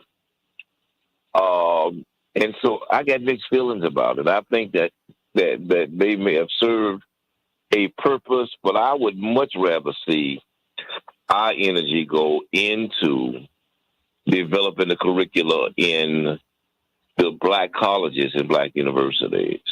There was a time the best black lawyers in the world came out of Howard University. Mm-hmm. In fact, Howard University was the impetus for our freedom. Mm-hmm. And the programs there, Thurgood Marshall and that crowd, they went to school in order to put together a liberation curriculum for black people. Most of our doctors came out of Meharry. Many of our athletic stars came out of Tennessee State. It was the best track team in the world. I think that the value of the black institutions ought to be really more emphasized now and invested in. And I think our future lies in that. Because, personally, I see the Supreme Court as co-signing on this amendment of affirmative action. I don't think that Supreme Court is going to be our friend on this. Oh, absolutely not. But and to be honest with you, I don't think that the Asian and Jewish community want to dominate as much as they don't held back, because that is where they have that is what they've articulated as their opposition to these two quotas, that quotas suppress their numbers. That having been said, black people have the opposite problem. Quotas have been used to, we need quotas to get in the door. Let me run through because I want to hear from Daryl Jones, and we can continue to talk after we get off the air and continue on the Santita Jackson show, because I think that you offer a perspective. That's why you're here. CK said you were the first name she called. She said we've got to have Dwight on this. Attorney Daryl Jones, your thoughts? Yeah, thank you, Santita. And I agree, certainly with both CK and Dwight McKee with regards to the analysis. But, my perspective and my concern is really that when we look at the percentage of Black lawyers that exist in the United States, and that's somewhere around 4 to 5% of all lawyers are African Americans. And, it's not because of a lack of ability. It's just getting into law school and having that opportunity to excel. And so whenever I see anything that would in any way hamper the opportunity for African Americans to get into the law and to be represent the population, not just the African American population, obviously all of the population, but there is you bring with you your past, you bring with you your history whenever you go into any area of practice. And it's similarly true in the African American community with African American attorneys, which is one of the reasons that that it's so important to have the African American presence. So to hear of the opportunity for law schools to have part of the structuring that they have to include that percentage of African American students that are being admitted, that is something that I really struggle with in terms of them not finding the ability to get it done. I'm hoping, obviously, that that the ABA does figure out a way to get it through. It certainly appears to me to be contradictory to go out and to take the position that they've taken with the Asian case in Harvard, Fairfax in Harvard, and then take this position when it comes to their own institutions of higher learning within the law schools, Santita. Aaron Connolly. I mean, as women, we get hit upside of the head. This hits us in a whole lot of ways. Absolutely. And there's been some gains with regards to increasing diversity in law schools, in the faculty of those law schools. And I think that makes a big difference too. And what ultimately we see with the ABA intention, as it seems, was to include this priority that law schools have to measure the levels of diversity. Unfortunately, it seems that there's a leadership on that specific committee that doesn't allow it, and that's disappointing. However, I think what we need to see is law schools take the initiative anyway.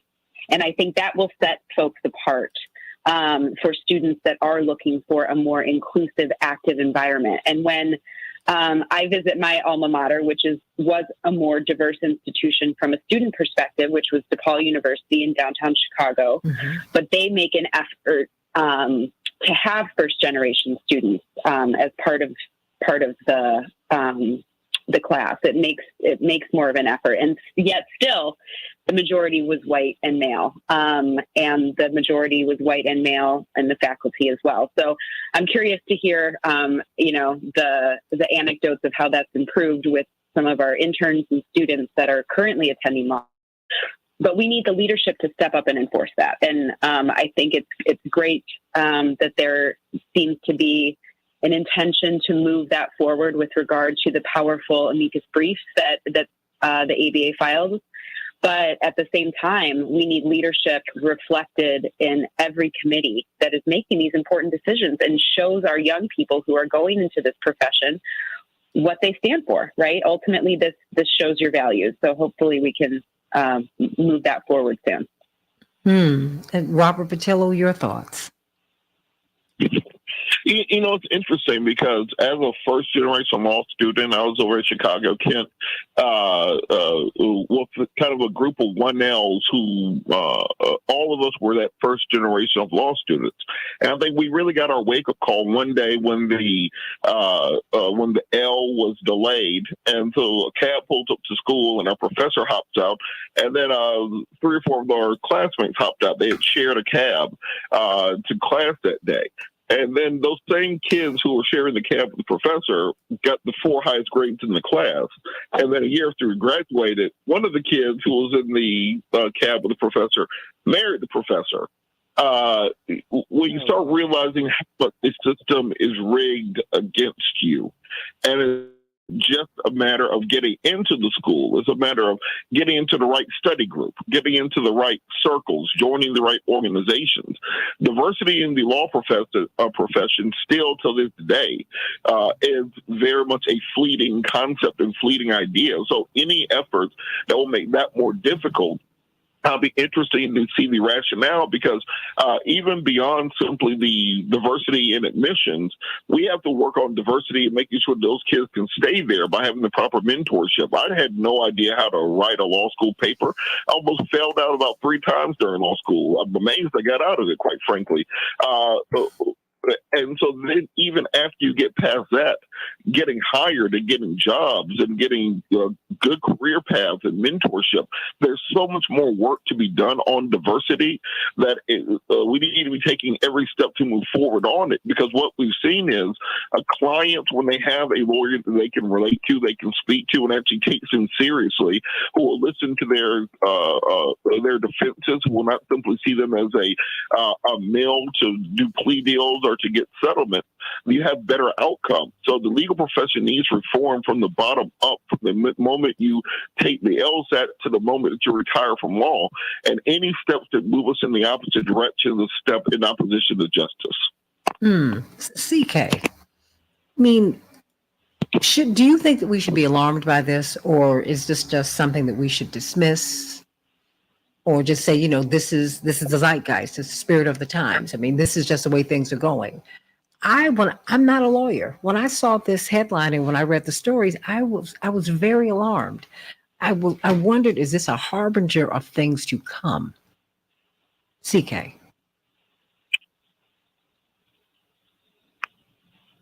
Is CK out? Oh, well, Henry, where's CK? Well, I mean, it seems like she got dropped. Okay, well, no, let's get CK back. I mean, We'll do. Attorney Daryl Jones, are you alarmed by this? Or is this something that we should just say, well, let's cool our jets and let's see what's going to happen? Well, it's alarming for a number of reasons. To me, it's alarming. The biggest thing right now, in my mind, though, is to be certain that that they're increasing the diversity that's in the law. So they had the opportunity to really demonstrate their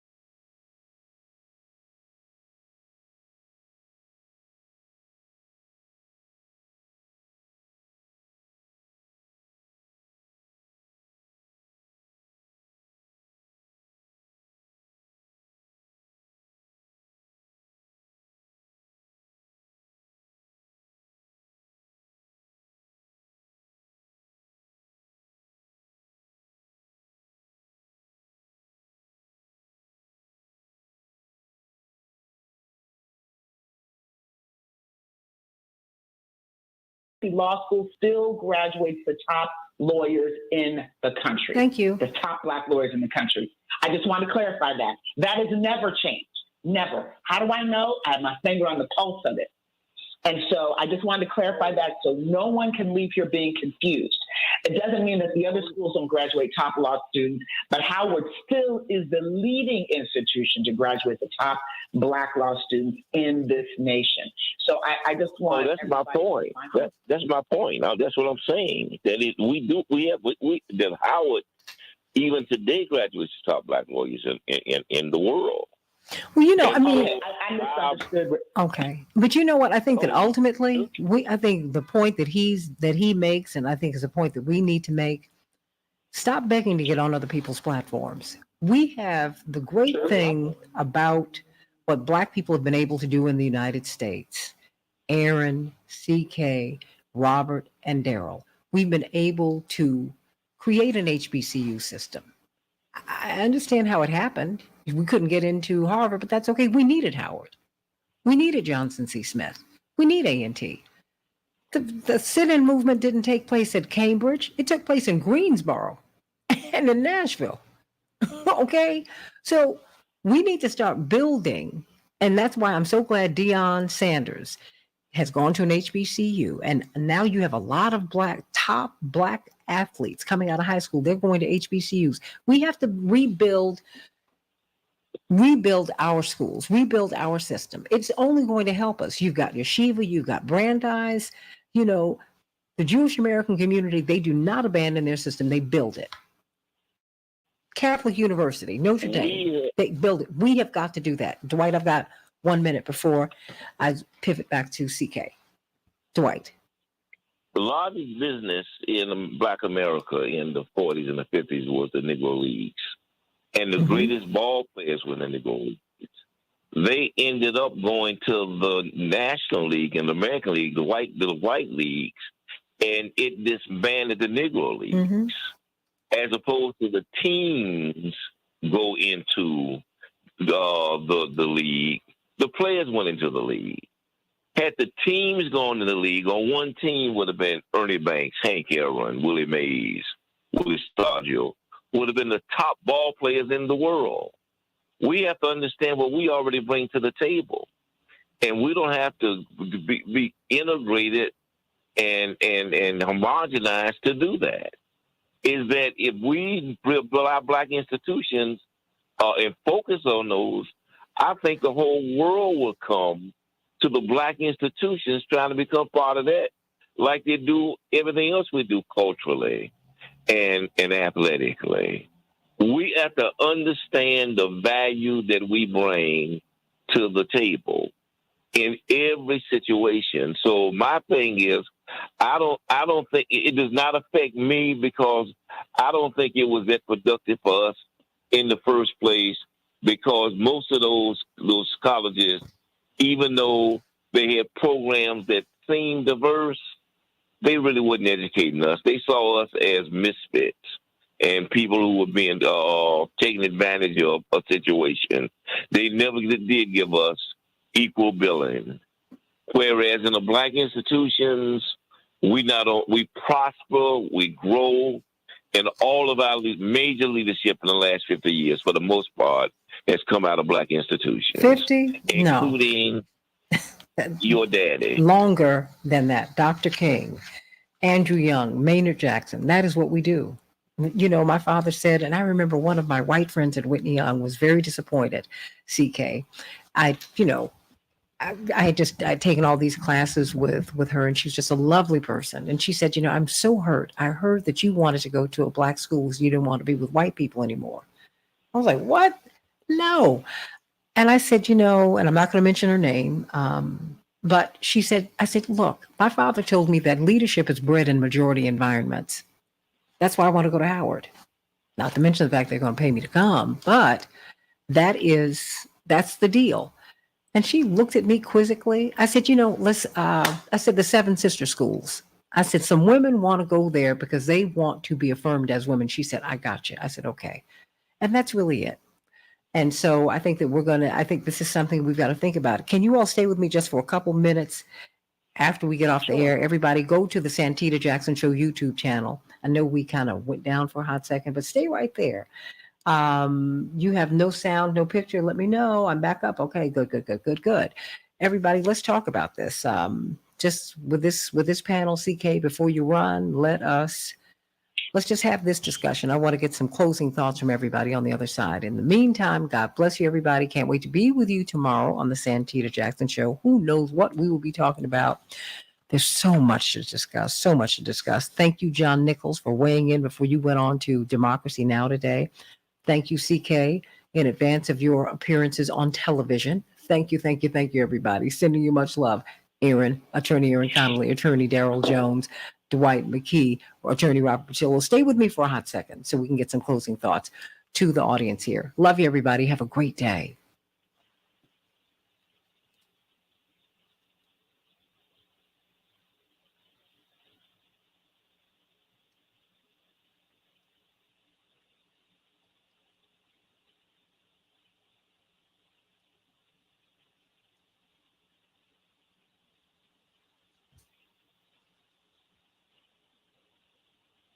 Santita?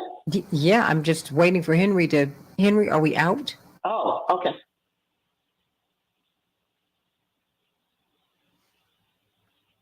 Just give me about 15 more seconds. Okay. And I need to speak with you very quickly when we get off the air. Just really, really quickly. Really, really, really. Okay. Okay, I don't know what happened here, but closing thoughts from everybody. And Aaron, what's your closing thought? I mean, girl, just every day is just something that just, it's a lot. Well, I think we have to look at, as we're talking about this subject and we're talking about the looming student loan crisis approaching. Hey, do you want to talk about that tomorrow? What will September 1st look like? Impacted people of color have the most student loan debt of anyone in this country. And essentially what this does is it penalizes those populations who the system, especially first generation students that don't have institutional family wealth to take up this investment, right?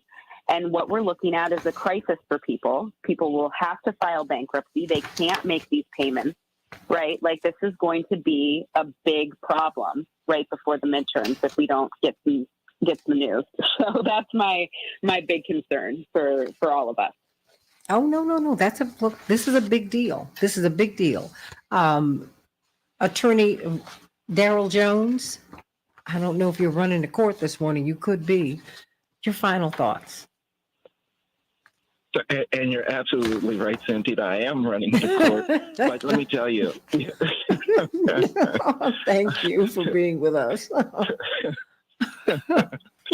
But I tell you, I don't think that there's more an important issue within the legal profession than setting the stage to let African American lawyers know that they are welcome and are being recruited and brought into the profession.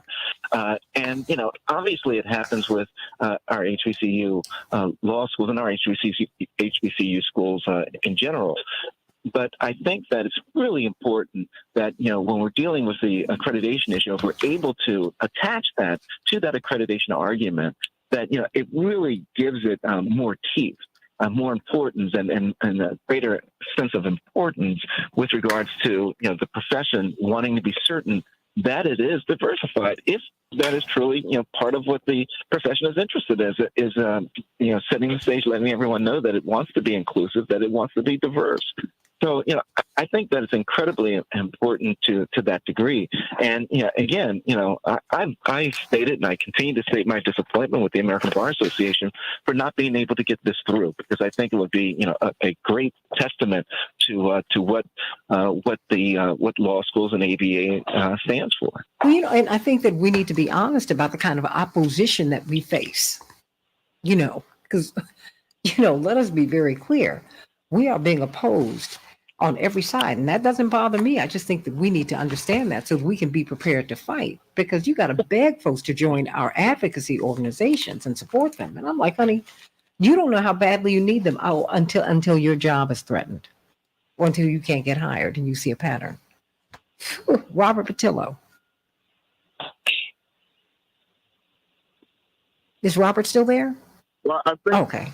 Yeah, I think that what we have to realize is that a year from now we're going to be in a very different place when it comes to diversity and inclusion. Most of the rules, most of the laws that we've been standing on will be gone after the Supreme Court gets a hold of them. This is a states' rights Supreme Court. So anything such as racial quota systems, don't count on that existing this time next year. Anything along the lines of affirmative action programs, don't count on those things existing this time next year. And so we need to start planning now. How do we maintain the gains that we have made? Because there are going to be there are forces at work right now that can't wait to turn those things around and push them backwards. And it's starting with this ABA decision is going to continue in big law firms where I think at best we've gotten to the point of tokenage, but where does even that tokenage go away going forward? So we have to start planning for a world where the federal government is no longer the protector, where the Supreme Court is no longer the backstop to justice, and we're going to have to move into a place where we're able to do and support and raise up and employ ourselves, because otherwise there's not going to be any federal guidelines or guidance forcing institutions to change. So that's the new playing field that we're going to be on. You know, CK, I think we have to be real about that. That's where we are, not where we're headed. That's where we are. That was the fear. Well, not the fear. That was the understanding that that's where Bakke was taking us, right where we are right now. Bakke was going to undo everything. Well, I think, Santita, we're in a very troubled place, a very disturbing place, but it's just really a reminder that individual rights are under attack, affirmative action is under attack, and we can't rely on third parties to do what we need to do ourselves. I think what resonates in everybody's comments today with me, what resonates with me is the need for us to continue to organize in our communities, whether it's in the legal community, with law schools, with law students, with medical students, with undergraduate students. It's important for people to take stock of where we are and to plow through and not give up, not feel that they're hopeless and helpless because of student debt and things like that. We need to be reminded of what happened in the 50s and 60s, the protests, the sit-ins, to get us to this point. And now there's a peeling back of rights. Let's be really clear on that. I think it's shocking because it's hard to see this happen. It was hard to watch this slow-moving train, this movie, and then all of a sudden end with Roe versus Wade being overturned. But that train was moving slowly for a long time, and then it happened. The same thing is happening with affirmative action. So we can't just sit there and say, oh, my God. We have to be prepared, react, persevere, and take ourselves to the next level. That's what it is a reminder of. And yes, hold the ABA accountable. Say we're disappointed. We don't like it. It's wrong. And push the ABA to a different point. I think there's nothing wrong with that. But I think that we can't rely on certain organizations like the ABA and others that may not be taking the positions that we feel that they should take, because we have the NBA. It's like we can't rely on political candidates who are not advocates of positions that we feel are constructive to do our bidding. We either need to get them out of office or continue to organize and act and be more activist oriented, grassroots oriented to get to where we need to be and vote, because it all at the end of the day turns on voting. And building your institutions. We have to stop needing the approval of other people. And let me make it very clear. I got into Harvard and Yale. I know there was some ambiguity about that when people read Michelle Obama's book. I got into Harvard and Yale. I got into Yale, no interview, not a problem. Harvard objected to my father's politics. That was their issue. But but Paula, I didn't miss out on anything. I never wanted to go to Harvard. I applied to Harvard because they kept calling my parents home. They kept coming up to the school because that's what they do with merit scholars. They find you in your city and they come to your school. And there were a batch of us at Whitney Young at the time. and the University of Chicago lab and at Francis Parker in Latin. And they would come to your school, and because they're Harvard, of course you're going to leave class and see them. And of course I was not, because I could not justify to my, CK, and Dwight, know her quite well. I would not be able to tell my mother, well, I left English class or I left my math class because Harvard wanted to see me. My mother was like, I said, no, you all have sent me the application. I will apply, because my father told me to. He wanted me to have the option. My mother asked me to finish at the top of my class at Whitney Young because we dealt with death threats on a daily basis. And my mother said, you're smart enough to be able to pay for college yourself, and I need you to do that. So that's what I did. I worked so I could make that happen. But I learned a lot in that Harvard interview. I learned a whole lot, and they have denied my version of events, although I had to be re-interviewed. But I don't care about that. I saw the politics behind getting into these schools because they don't necessarily admit the smartest kids. I don't know anyone who has a more brilliant mind than Dwight McKee. I don't know anyone. But I also don't know, and Robert Patillo, for him to be struggling in law school, you hear his brilliance is blinding every single day. Every single day. The smartest, brightest, most dedicated people do not go to the Ivy League. As a matter of fact, starting about 40 years ago, those of us who got these big national honors academically started going back to state schools because they gave you the better package. Who needs $100,000, $200,000 worth of debt? Michelle and Barack Obama were in student loan debt up until he became a U.S. Senator. Okay? She was struggling every month to pay her student loan debt and to pay for childcare. That I know for a fact. That's what I don't speak about them because these are people I know. But come on, this is ridiculous. We need to build our own institutions also at the same time while we're having this discussion and while we're having this fight. We need to build our institutions. Notre Dame, and you have Catholics who go to school everywhere, but Notre Dame reigns supreme. Catholic University reigns supreme. And on and on and on. We need to just go on and do that. And grow up in our politics and stop thinking that other people's ice is colder and their water's wetter. It's not true. Dwight McKee? Tiger Woods just turned down $800 million from the Saudis. He didn't want to play golf for them. And then he went and tried to talk as many other golfers as he could to stay in the PGA, to not break ship and go and play for the Saudis, even though they were paying them millions and millions and millions of dollars. Now, this is the same PGA that wouldn't let his daddy play. This is the same PGA that called themselves the Masters and wouldn't let black people on the golf course. Who made jokes about him and fried chicken and watermelon, right? Same one. Okay. Same one when he won. Said, we're going to give you fried chicken and watermelon for your victory. I don't understand how we have these allegiances to people who don't have allegiance to us. How we love folk that don't love us. I just don't understand that. Well, it's called brainwashing. It's kind of sick. It is something that I think in the water that makes us love people that don't love us and want to associate with people that really don't want to be bothered with us. For us, we call it integration, but in many ways it becomes disintegration. Because only equals can integrate. And black people can never integrate. The best thing we can do is desegregate. We can't pass into anything. Other people can pass into whiteness. Black people cannot do that. That's not what we do. When you find out that someone's got an ounce of black blood today, it changes the conversation, CK and Dwight and everybody else who's here. All we can do is disintegrate.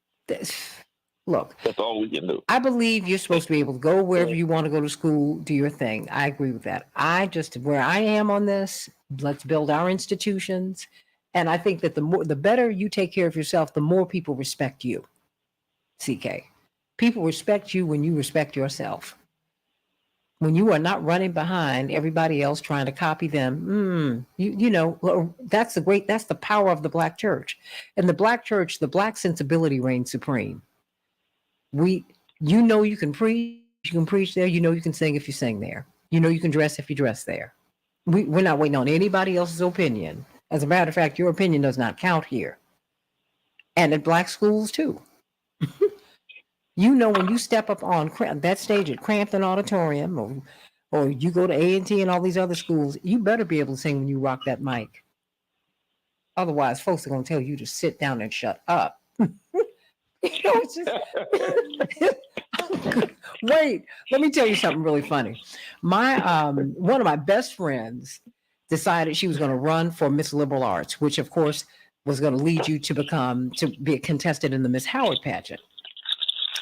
And she was a little chubby, so people were like, "Oh, right, she's going to run for Miss Liberal Arts," because Howard is the school of the pretty people. Let's be very clear on that. And the aesthetics were not the aesthetics 30, 40 years ago. So she gets up there and she's walking in her little outfit, and people were kind of giggling in the auditorium. Now, mind, it's like 2,000 people in there. But when it came to the talent portion, she was so brilliant. She got a standing ovation. I'll say it right now, Stacey Wadlington, Dr. Stacey Wadlington. She's a brilliant psychologist now out in California. And she had won the crowd over. I mean, and there was no way she was not going to walk out of that auditorium, that she was going to walk out of that auditorium on that night, not Miss Liberal Arts. That she had to be. She came in as the runner-up, second place. Do you know when the young lady who won, who was slender and pretty, and Stacey's pretty, she just wasn't slender. Do you know that people from row 1 through 100, as she walked down the catwalk to do the walkway to do her little hi, I'm Miss Liberal Arts, which is the biggest college at Howard University. Do you know people, she walked out to an empty auditorium. People were so angry. And she did not become Miss Howard. People were like, there's no way. You know, tough audience, tough customers, but I love it. It's just like the Apollo. If you can't sing, you better sit down. You better shut up. And you better be ready to rock that mic. That's what we do. I have to run. Unfortunately, I have to run. I apologize. No worries. I got to run for a conference call, but I will give you a call a little bit later. And Dwight McKee, Aaron, Daryl, thank you so much, and Robert for this is great. We should continue this discussion. There's so many levels, Santita, of the ramifications in sports. That's a whole nother discussion. Ooh, well, you let me know when you want to have it, because I saw this and I said, "Ooh, this is CK." Yeah, and I owe you a call, TK. I'm gonna call you later on today on something else. Okay. But Santita, at one time in Howard's music department was Donnie Hathaway, Roberta Flack, Richard Smallwood. It's the same time, same class. Well, now Miss Flack was a little ahead of them, but she was also teaching too. She was teaching there. That's right. She was teaching. Donnie was in the class. Richard was in the class. What's his name that took Curtis Mayfield's place in the Impressions was in the class. All at the same. Leroy Hudson. All at the same time. Same class. There is nobody when we at our best that can compete against us doing anything. That it is. When you all is said and done, is that when we're at our best, there is nobody in the world that can compete with us. With a Negro whose mind is made up. Well, we reset the standard. And the thing is, God has distributed genius and talent all over town, as my father says, all over the world. And so what you hear now is really, that is something that we have to put into Black children in particular, and brown children, because slaves are not born, they're made. You have to break a person in order to make them a slave. And so we have been in a process of restoration that's taken more than 400 years. So that's what you're hearing. That is what you're hearing. No one, as Donny Hathaway sang when he sang To Be Young, Gifted, and Black, he said, I'm not trying to bring down anybody else. But there's a reason you had to write a song to be young, gifted, and Black. Because everything that is associated with Blackness, even today, even with all these young white boys going and shooting everybody up, you don't associate them with violence. You don't. You don't associate them with anything that is negative. You don't. And that's got to stop. No one's going to get well unless we tell the truth. So, Robert, are you still there? Is anyone still there? I know Daryl is running to court. Thank you, Daryl. Robert, you still there? Aaron, anybody? Okay, well, Dwight, I think that is it for us today. Right. I love you all, everybody. Laura, you know what? Thank you. I'm about to go vocalize right now. Thank you very much, girly girl. That's right, because I've been asked to sing in so many places now, and in fact, I'm going to be overseas, Dwight. I've got to go do that, so I'm getting myself in vocal shape. Praise the Lord for a gift. Thank you. But I love you all so much. Can't wait to be with you tomorrow on the Santita Jackson Show. Love you, love you, love you. God bless you. God bless you. God bless you. Have a great, great day.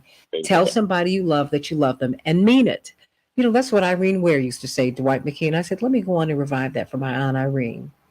May she rest in heavenly peace. I love you all. God bless you. Have a great one. Thank you, Dwight.